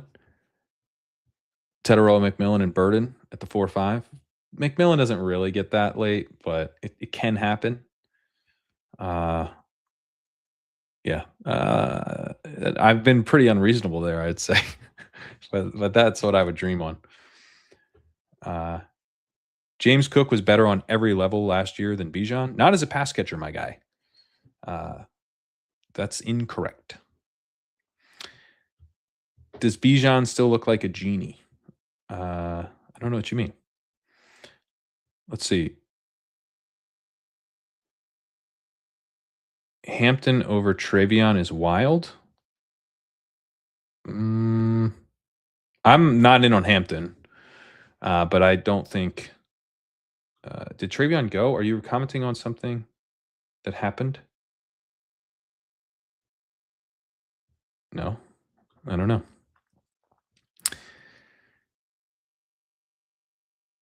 All right, let's see.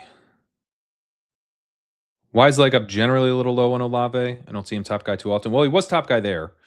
And arguably I should have taken him. So I think we're a little bit low on Olave and Smith in the sense that we view them as pretty similar to the group of wide receivers going after, and a group that really runs through kind of the end of the 4th round as you get into Burden. So if you have the chance to take Olave versus McBride, who I do think there's a tier break after McBride, or if you want the running backs there, Love, Brees, especially when they were going a little higher. We were taking a lot of Jeremiah Love and Brees above Olave.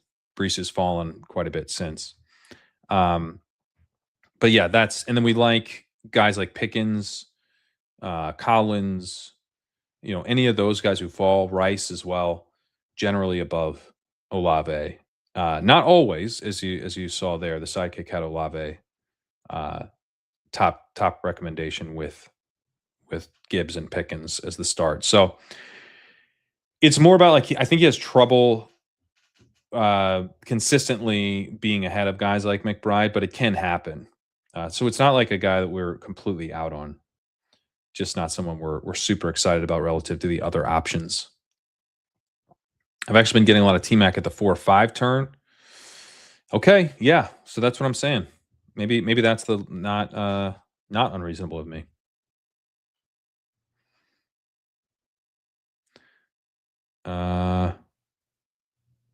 Uncle Ted really likes Javonte. Javonte is a monster. It does look pretty good for him as far as Jaden Blue not mattering. And I was drafting a good amount of Javonte in this kind of range. All right, so let's see. So we've got no sign of Jacobs. Here's Jacobs. Jacobs popping is kind of the 6th round range, it looks like, for now. So we'll see. I mean, he could actually come back to the 6-12 if people are nervous enough about a 6-gamer. And this is a high stakes format, Tedder McMillan, Cam Scadaboo, David Montgomery, Bashal Tootin, Luther Burden, Bucky Irving. Pretty happy with those guys. Jameson Williams goes, so I'm going to have 2 of the next 5. And I've got 5 in the queue. So I'm feeling good. Tedero McMillan goes. He's the number 1 guy I wanted. But yeah, I've got one running back, one receiver, one tight end. Scattaboo goes. And then, man, Tootin's here. Irving's here. Did just talk up Irving with Davis. Irving, I've got a little less exposure to than Tootin. I've got a ton of exposure to him. I'm actually going to, well, let's see. Montgomery is top. Probably fits the team pretty well as a running back too. I'll go ahead and do that. And then we'll see if Adams, is Adams going to be the top recommendation? It's Tootin.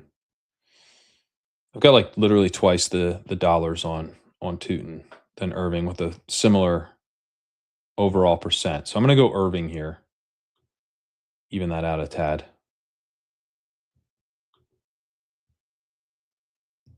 Gibbs, Pickens, McBride, Montgomery, Irving.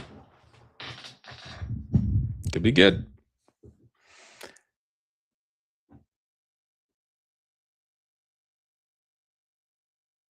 The latest I saw on the Cowboys stuff was it looks like Malik Davis was the RB2, but yeah, it seems like the blue hype has faded a bit. Hot take, Mike Washington Jr. is better than Genty.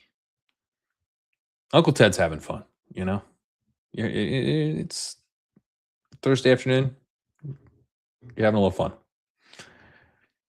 Curious your stance on Jake Ferguson. Feel like he's the most disrespected tight end in the league, considering he was top 5 last year before he got the injury. What am I not seeing that everyone else is?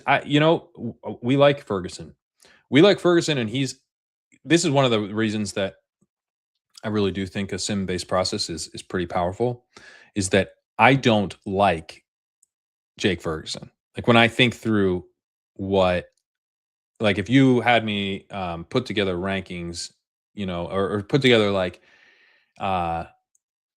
without, wipe my memory of what we've been doing and then say, hey, here's where all the tight ends are going. Jake Ferguson, target or not target? I'd be like, not a huge fade, but I think probably like a little bit of a fade. But the way the sim-based process works is that we put on, all the inputs to sim out what these guys score over the course of thousands of seasons. And then we sim out the contests. So you're kind of putting together the puzzle of, where can you get these guys that, you might draft versus where can you get other players at other positions, et cetera, and putting together teams that do well. Ferguson pops there. Like he is a guy that we do take and that I think is a good pick because I've told the Sims what I think he will do. And then they told me, you should take Terrence Ferguson. Sorry, not take Terrence Ferguson, Jake Ferguson. I've got Terrence Ferguson brain now.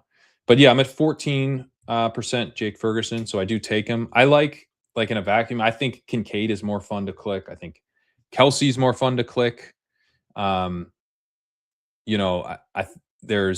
There's a number of guys there that I kind of prefer, but I prefer them as me.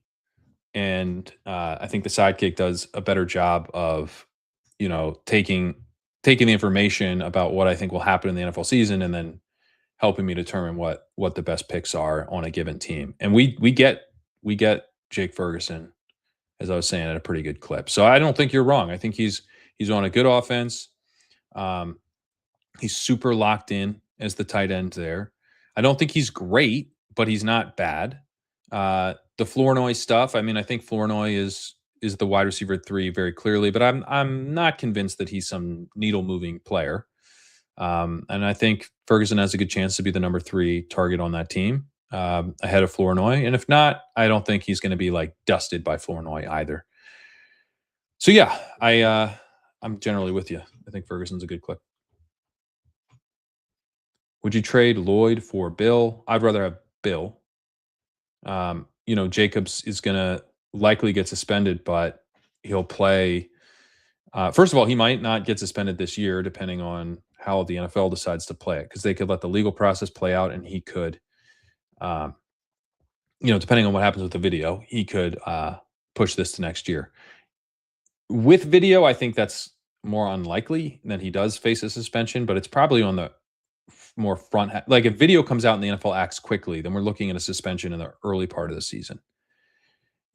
Before the final 3 weeks of the fantasy season. So at that point, Lloyd moves up, but he doesn't have the upside to just be like a starting running back all year the way Bill does. So I would still prefer Bill for sure.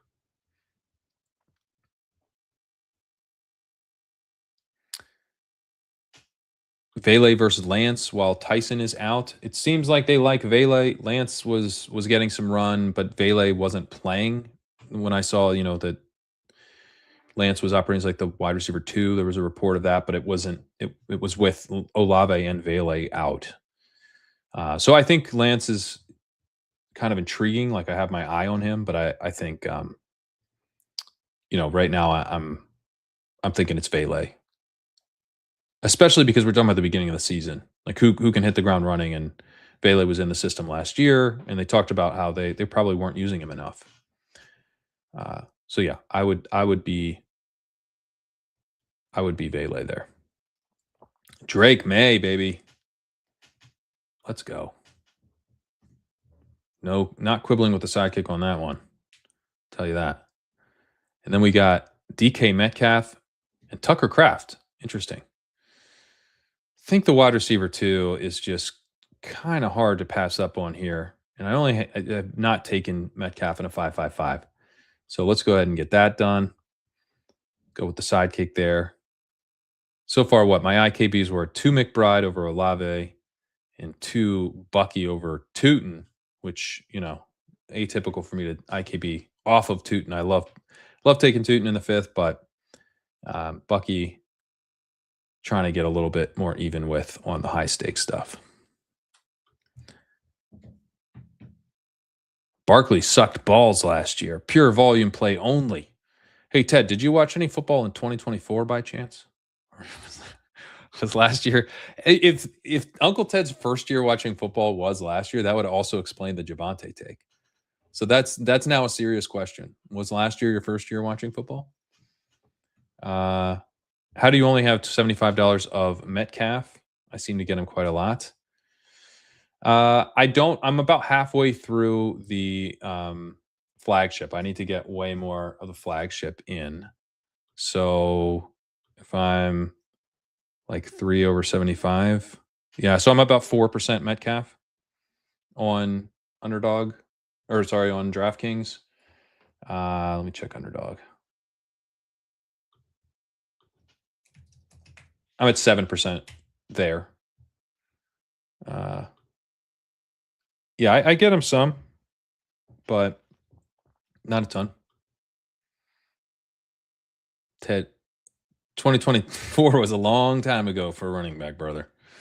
2024 might as well be the year 4 when it comes to running backs. It's my Uncle Ted. And Ted, how close am I? How good is my impression, Uncle Ted? Dude, I've forgotten more about football than you know. Playing DraftKings, getting a prime, and let me smoke you. Damn, Uncle Ted. Ted's talking shit now. Ted is slamming Miller Lights and having a blast. I think Ted is having a blast. Ted's energy is borderline, but so far has stayed on the right side where I'm enjoying it. It's close. We'll see. It might change. But right now, it feels like Ted's having fun, and I'm enjoying it. Yeah, for reference, Kareem Hunt was on video, also not charged with a felony, missed the rest of the season and got cut from the Chiefs. He was suspended, I believe, 8 games. Saquon Barkley jumped over a guy backward, but Andrew, when? Because I'm pretty sure that was 2024. And 2024 was a long time ago for a running back, brother. By the way, not a long time ago. It was a long. like come along now.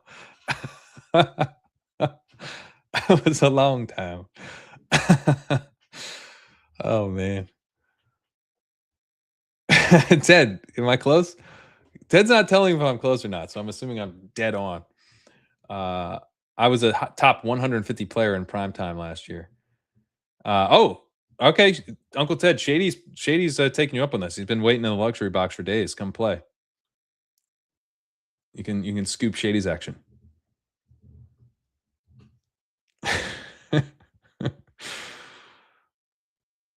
All right, what do we got? What do we got? Ted should do a main with Crack Rock. Yeah, Ted, we're jumping on in the main event. I don't know if there's any spots open. I'm pretty sure there's not, but suppose there is, then you could you could jump on with us and at least check out the stream. You know, come join the chat. We're streaming with Crack Rock here in just a little bit. Makai Lemon going, which is a big old bummer for me. Would have liked to take him. Justin Herbert, Patrick Mahomes, Jordan Addison, and Harold Fannin, top of the sidekick. Mahomes goes. Looking like maybe a little bit of a Herbert fall here. Addison is the wide receiver 3, makes sense for sure. I'm going to take Herbert. Herbert is 10 picks past ADP here. Get the QB2 in the 5-5-5. You know, it's important to advance in the first place. We got Harold Fannin popping up above Jordan Addison. I only have 2 receivers here. I already have McBride. It's kind of an interesting one. I do like Fannin, though. So Corey Krosky Merritt is what would be my running back 4. Yeah, let's ride. Harold Fannin. The way the 5-5-5 works, if you're not familiar, it's 2 of 12 advance. Then it's 2 of 8. Then it's 1 of 8. And then it's a 52 seat final. Yeah. So, you know, obviously you got to do well in week 17, but getting out of round 1 is actually harder than getting out of round 2 when it's 2 of 8. Getting out of round 3 is harder than round 1. 1 of 8 versus, you know, 1 of 6. If we do the little fraction math there. What is that called? Is that reducing? Are we reducing there? Regardless. 1 of 6, that's the rate. Then 1 of 4, then 1 of 8, and then 1 of 52, ideally. So yeah, getting out of that initial pot is pretty big. And I think that's where like an unstacked Herbert, and I assume it'll be unstacked. It might not be ultimately. Could tack on a Trey Harris or a little Charlie Kolar at the end. In fact, I would say it's somewhat likely we get Kolar. And then, of course, we don't have stacks with May either, but I need receivers, and I'm headed into a range with Romeo Dobbs and those types of guys. Although I don't see Dobbs here. So we'll see. Did Dobbs go? He did go. He went to 802. Wreck Havoc has correctly named himself because he has wrecked a little havoc on my the stack that I was thinking was there for me. He went Cook, Hampton, Williams, Hall, Warren, then rips 4 receivers, including my guy Dobbs. Not ideal for me, I would say. I would prefer if Dobbs was still there. Ted says, I'm just talking shit. The $ shit with an exclamation point. I like it. Ted never told me if I nailed the impression, but I like to think I'm just talking shit. Is that a good? Did I do it?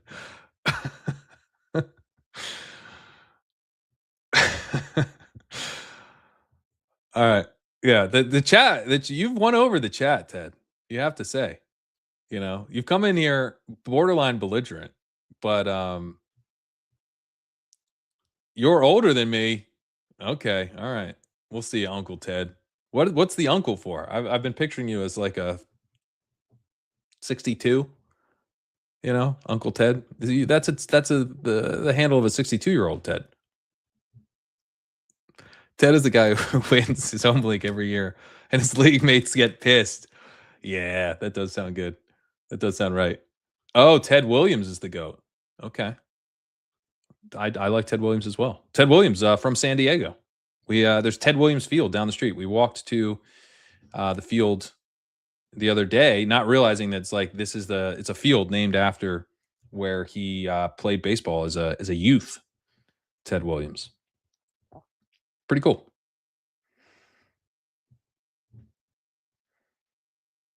I'm getting receiver mogged here. All the receivers I want to keep getting drafted by other people, which is not ideal. Normally, if I want the receivers, I'd like them to be on my team. Rashad White's here. Aaron Jones is here. White's fine. I don't have him in a 5-5-5 yet. Fills out my 4th running back. Let's do that. And then Baker might jump to the top here. Shakir would probably make sense. Although Jones is the running back 5. Okay, Sidekick. I'm kind of curious. At this point, I'm kind of curious. Let's do it.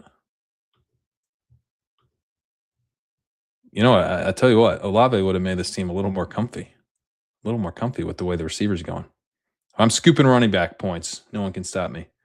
Now we're looking at we still have Rodriguez, but basically the running backs are gone for a while.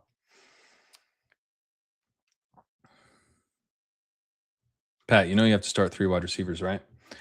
Yes, I do. In fact, know I have to start 3 wide receivers. I think we're going to fill out receiver here in the upcoming rounds. This is what happens when you don't top click. Yeah, I went to McBride thinking I could outsmart my own tool. And Olave would have made the team a little more comfy for sure. Although the other IKB was a running back to a running back, so nothing structural there.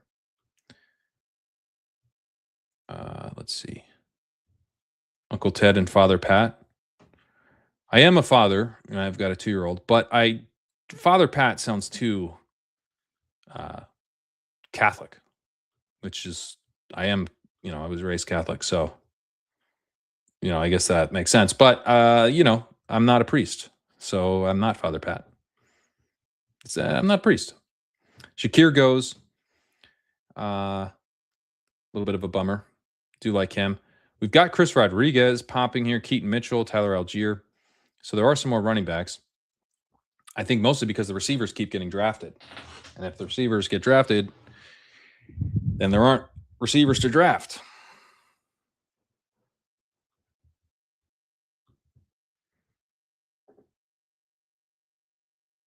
Never seen this man piss so green. Yeah, this is, I will say, in best ball, I have been drafting more like this year where you get the running back production before it kind of dries up.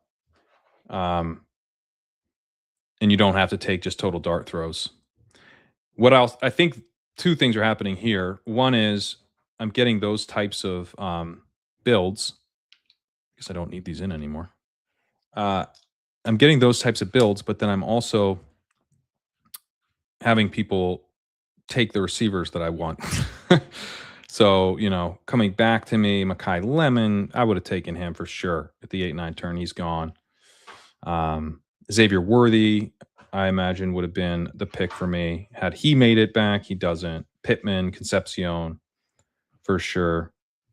And so the runs aren't working. See, Coker, right? Shakir, Coker, they both go. Samuel. Now I'm getting Keenan up 10 picks ahead of ADP because the Sidekick is starting to understand that the receivers are getting drafted in this draft. We are seeing some teams that are pretty strong at receiver. Some big old rips here with Tate, Wilson, Sutton, Pierce, Pittman, Shakir. I actually don't think that team's strong at receiver, but it has a lot of them, which made it harder for me to get value at the position. We've got finally running back is not a part of the top suggestions. Keenan is kind of a no-brainer at this point. Help fill out some receiver production early in the season. This team's going to end up having players like Jeremy Bernard, Omar Cooper, I would imagine Ted Hurst, stuff like that. So getting Keenan would be helpful. We'll see if he actually makes it. And then, Tyson goes. Yeah. See, I'm not in position to take Tyson as easily. I mean, he was right here. I took him earlier in the 5-5-5 when a team was a little more balanced. Keenan, come on down. That should help fill out some early season production. And then we're going to get into the rookies to some extent. CJ Stroud. Who's Stroud with? Montgomery. And I've got May and Herbert. And yeah, I'm going to IKB to Boston here. I know the Sidekick's trying to overpower me at quarterback, knowing receiver's going to be a weakness. But the way this room's going, I'm getting sick of these wide receiver tiers getting wiped out right in front of me. So Boston it is. He's had a great camp. But just did a pod with Silva. He was mentioning his camp's gotten a little more quiet recently, but still had a strong camp, still secured a starting spot out of camp, which is impressive. So he's the wide receiver 4. And then we are seeing Stroud and a bunch of receivers after that. The running backs suggestions have started to dry up.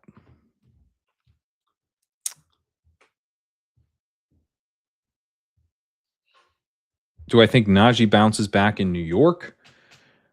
I'm skeptical that he does, but I think he's a pretty decent final round pick. He hasn't been drafted a ton. And, he does seem like he has a path to clear contingent value with, they seem like they're done with Tracy, which is definitely interesting. And, Najee from a contingent value perspective doesn't need to be awesome. He just needs to be the guy they turn to if Scadaboo gets hurt, and Scadaboo can't stop running over defenders in practice. Like, he does seem like, what are you doing?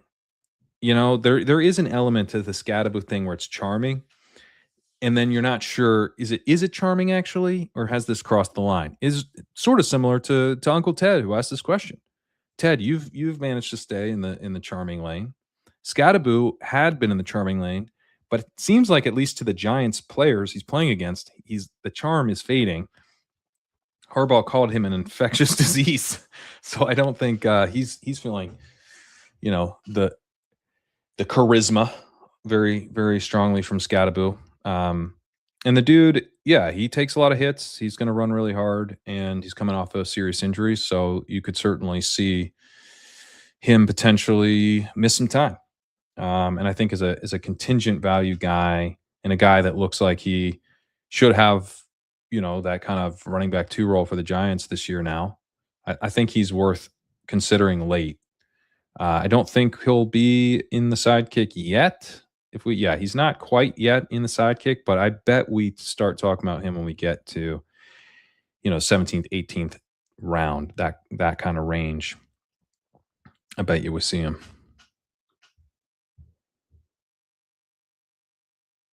Yeah, I am thinking about taking Pop Douglas in the 18th. And by the way, Emwald, it's the 18th. Yeah, because 1901. I would push it to I wouldn't take the 18th too soon. I would take him in the 19th. Feels like a Tyson team. Yeah, Tyson fits the team in some ways, but I think if Tyson had made it and I take Keenan, I bet with Keenan, Tyson would have been the next recommendation. Yeah, that's what I think. How far does Lloyd move up? He was top recommendation when I was at the 10-12, and then he went. So I'm thinking, we're going to start to see Lloyd in the 1 teens in the Sidekick. We'll see what the market does. He might move up above that, but it looks like we're going to like him, in the 1 teens roughly. Oh, Travis Hunter goes. He's been a huge part of what I've done this year. 41% on DraftKings. Bryce Young goes, so it's probably going to be wide receiver here. Trey Harris, definitely one of those guys. This is a pick I feel great about, stacked with Herbert. Jacob Sanderson sold me that I was too low on Trey Harris last night, and got a little bit more into him. Now, A.D. Mitchell's an interesting one over Omar Cooper. He goes earlier, so that's partly the reason why. But also, I think Mitchell fits this team better, where I'm just like, I'm scoring points at running back. I've got Jahmyr Gibbs, Dave Montgomery, Bucky Irving. I've got depth. I've got a good tight end in Harold Fannin. I've got 2 good quarterbacks. And so what I need more than anything is enough receiving production to just like stay alive, get out of this first pod. And I think Mitchell should be scoring pretty well to begin the season. Outside wide receiver and 2 wide receiver sets, very locked in there. A guy that we thought was quite talented when he entered the league, and his flash talent anytime he's gotten a chance. And the Jets should be somewhat functional to begin the year. So I think Mitchell, kind of a chaperone type of guy. And when we get later, it's going to be easier to find, your Hursts, your Branches, Bell, guys that you'd expect to be scoring. Bernard, right? More late season types of plays generally. Crack Rock will be on here in just 40 minutes now over on the Ship Chasing channel. Yeah, I think we're gonna get real sick of the Giants coaching staff real fast. Says this is fine. I agree. I think we are too. They need to start playing in real games so the defense doesn't lose it on them. I think it's kind of the last days of camp type vibes where everyone's sick of each other. But that could, maybe he's fired up the defense. Maybe it's good for them. Scattaboo reminds me of Marion Barber. Wouldn't avoid contact ever. Hate it. Ted, Marion Barber played way before 2024. What are we talking about? Oh, I thought we were only doing 2025 and later references. There we go. Woody Marks and Mike Washington. Those are some good 2025 and later references. Was he fighting the defense again today? I saw that yesterday. Yeah, the infectious disease thing is wild because he was asked, is his energy infectious? And he was like, yeah, it's infectious. Infectious like a disease. Oh, shit. That's not good. I mean, that does make you wonder. Maybe they are going to play some Najee. So it's all receivers here right now. I've got Fannin and McBride. I mentioned Fannin earlier. Didn't mention McBride, which was a pretty big oversight. So we're looking at, I'm just seeing here, are we seeing Najee yet? We're not on Najee watch yet. We are on get some receivers, bro. Watch. What do you think of Jahan Dotson as a 20th round dart throw on DK? I did see Watson he's on the 20th in the 20th round, at the 2012. I think we might see Dotson in the mix in this draft. I think he's to your point, he's going to run routes at least. We've got him in there. He's going to run routes. He's not good. That those routes could evaporate over the course of the year. So I don't think he's a great pick, but in the 20th round, especially in the flagship contest where it's over 1,000, you're more interested in some of the random type of guys who could really pop up. So really hoping a particular player gets back here.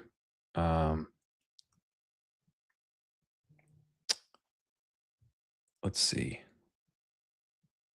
So all these guys have similar ADP. So I don't think I'm just going to put them in the queue so I can see where they pop up here.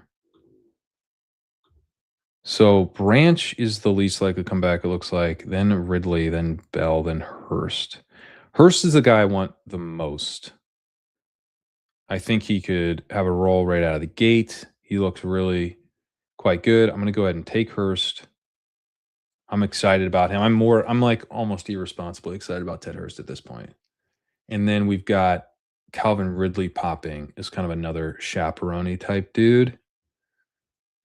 Let me go ahead and do that.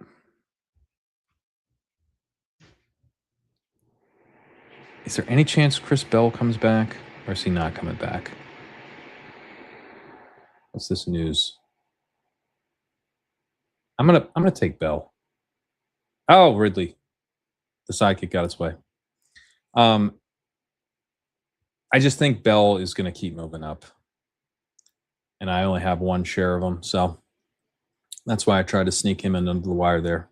Interestingly, though, Bell is now a little bit further down. So it looks like the Sidekick's pretty strongly preferred Ridley, actually. So I might have lucked out there. That was a failed IQB that may have saved me.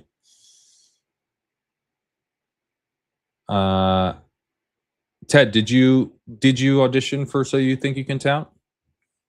I could imagine it was kind of a Rambus like character. Is that closer than my impression? Are you more like my impression or like Rambus? Wait, what beat reporter? Emwald.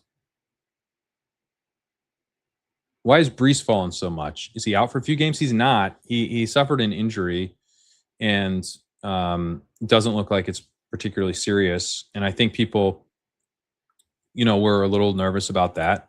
But then his ADP never recovered, which happens. That's like one of those kind of funny things about the best ball market is guys will drop, and then the catalyst for that drop will go away, and then they never recover. It's particular types of players generally, and I think Brees fits that mold where he's on the Jets. So, it's like when Brees was going where he's going, everyone's like, yeah, that's fine. But, to pull Brees back up to the mid-third, way ahead of ADP, there might be a limited number of people who have that level of enthusiasm for him. That's how I would explain it.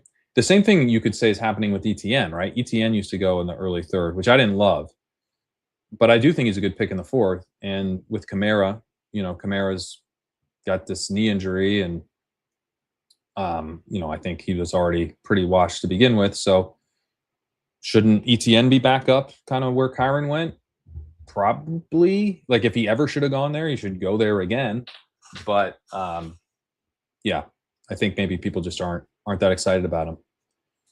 Myself included. Like I think ETN's a perfectly fine fourth round pick, not someone I'm super excited about in the third.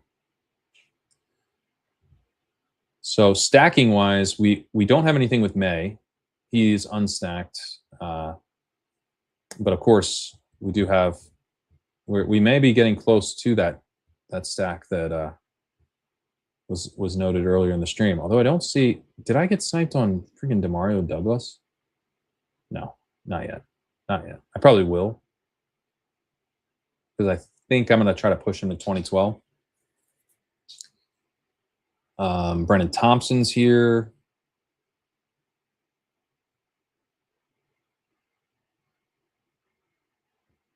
Not seeing Douglas. Bernard Going's a bummer. I have a lot of them, but I still think he's a great pick. Malik Benson's here. Nick Singleton, that'll be my sixth running back. Leggett, Thompson, Surratt, Turpin, Lance, Dotson, Slayton.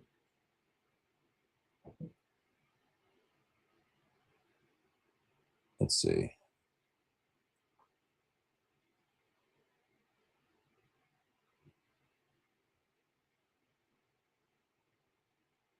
The Q tag on Brees. That is another good point. The Q tag does matter.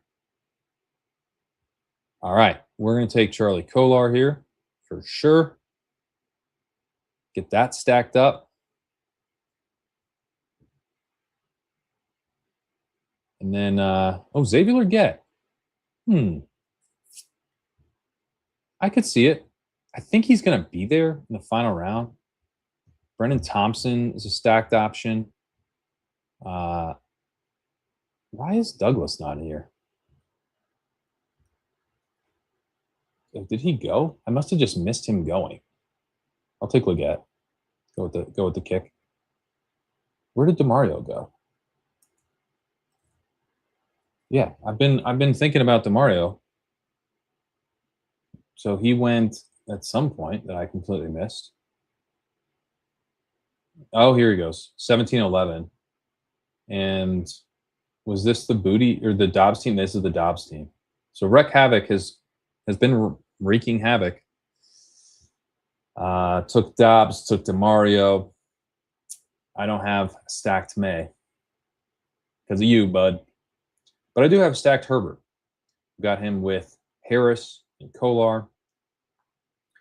And ultimately, in a format where I'm pretty focused on just being one of the top two high scoring teams in the pod, the stacks are nice, but not as critical.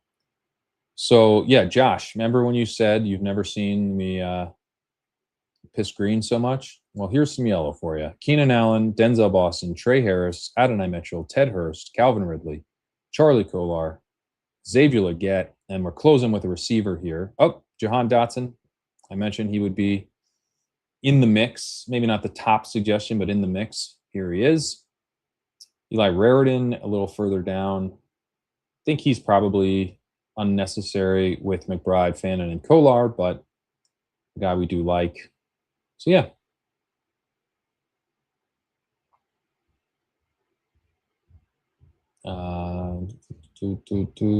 Pop sucks anyways. Yeah, I mean he I don't think he sucks. I just think he's kind of in a limited role, and even with him being like locked in as the third receiver, I think he's probably like 45% route participation with Matt Collins working in some and Kyle Williams working in some. But he does the thing with I like about Pop is like he's got a little pop. He's not just like an underneath slot receiver. He can do stuff downfield. Remember that stupid Saints play they called back? He had some awesome plays in that Saints game that they kept wiping out with penalty. But yeah, I mean, I think he's a little more dynamic and can pop up and hit your lineup even if he's not, someone you'd ever really start in a redraft league.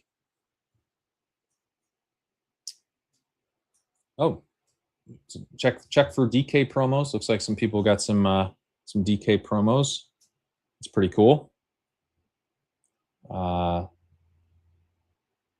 Nice. Why not stab on Kyle Williams? He's not good, but when see him put up random spikes. My concern with Williams is that he just doesn't really play much. And, that's not a concern I have with a guy like Demario Douglas or even Xavier Legette now that, even though I don't think Legette's good, but he's the wide receiver 3 after Brazel went down. So, yeah, it's just like one of those. It's a potential fancy zero. Yeah, Douglas has been treated as a starter all offseason. That is true. There's a limit to how much that matters because I think even though he's a starter, he's like I said, I think he's probably going to have basically a part-time role. But like he's ahead of Hollins, but Hollins will play, that kind of thing. But yeah, it's not going to be nothing. We're not going to get nothing from Pop Douglas. And stacked with May, I think it's somewhat useful. What is the overarching theme or takeaway from this season of best ball? The late window volatility, running back pricing, stribbling about stribbling, and etc. Would love to hear your thoughts. That is a good question. I think one of the things I'm hoping is that this rookie class was actually pretty good at wide receiver, and that has been a key factor in how to play this year, where you can get some good receiving production late, but a little harder to find guys at running back that aren't total zeros because the rookie running back class was pretty weak. Speaking of rookie wide receivers, I'm going to take Brennan Thompson here. He's stacked with Herbert. And in a format like this, I kind of like having the Brennan Thompson, Trey Harris. I have the third receiving app, maybe the second in Harris. Harris has the upside to maybe challenge Quentin a little bit, but like at a minimum, my 14th and 20th round picks are adding value because I'm in 2 quarterback build and Herbert's hitting. Herbert's hitting or the team's not advancing. So Herbert's hitting, the offense is taking a step forward. And I got 2 stabs cheap at receiving production that comes along for the ride on a team that really needs receivers. I like that type of play. Now, obviously, I didn't even need to like it. I could just click the top of the Sidekick because that's how they had Harris and Thompson. So, not an IKB, but one that I do really enjoy. But yeah, so this is a 2-5-10-3. At quarterback, unstacked Drake May, but hey, run for a couple touchdowns in week 17. What if you did that? That could be cool. Justin Herbert, who I have stacked up with Trey Harris, Charlie Kolar, and Brennan Thompson. And then at running back, Jahmyr Gibbs, of course, out of the 101. Never get tired of that. David Montgomery, Bucky Irving, Rashad White, and Aaron Jones. Nice little kind of classic 5 running back build. Get all the running back points you need through 11 and stop. And then the 10 receivers ended up being George Pickens, DK Metcalf, Keenan Allen, Denzel Boston, Trey Harris, Adonai Mitchell, Ted Hurst, Calvin Ridley, Xavier Legette, and Brennan Thompson. Honestly, I think I need some of these rookies to hit, but I've got the chaperones and Keenan and Calvin. And in some ways, Adonai and Legette, who are going to run routes right away. And Harris should run routes right away. So I've got guys who at least are going to see the field. And then I'm going to need something out of Boston for sure. Ted Hurst. Thompson kind of doesn't matter too much. If Harris hits and Thompson does nothing, that's better for me.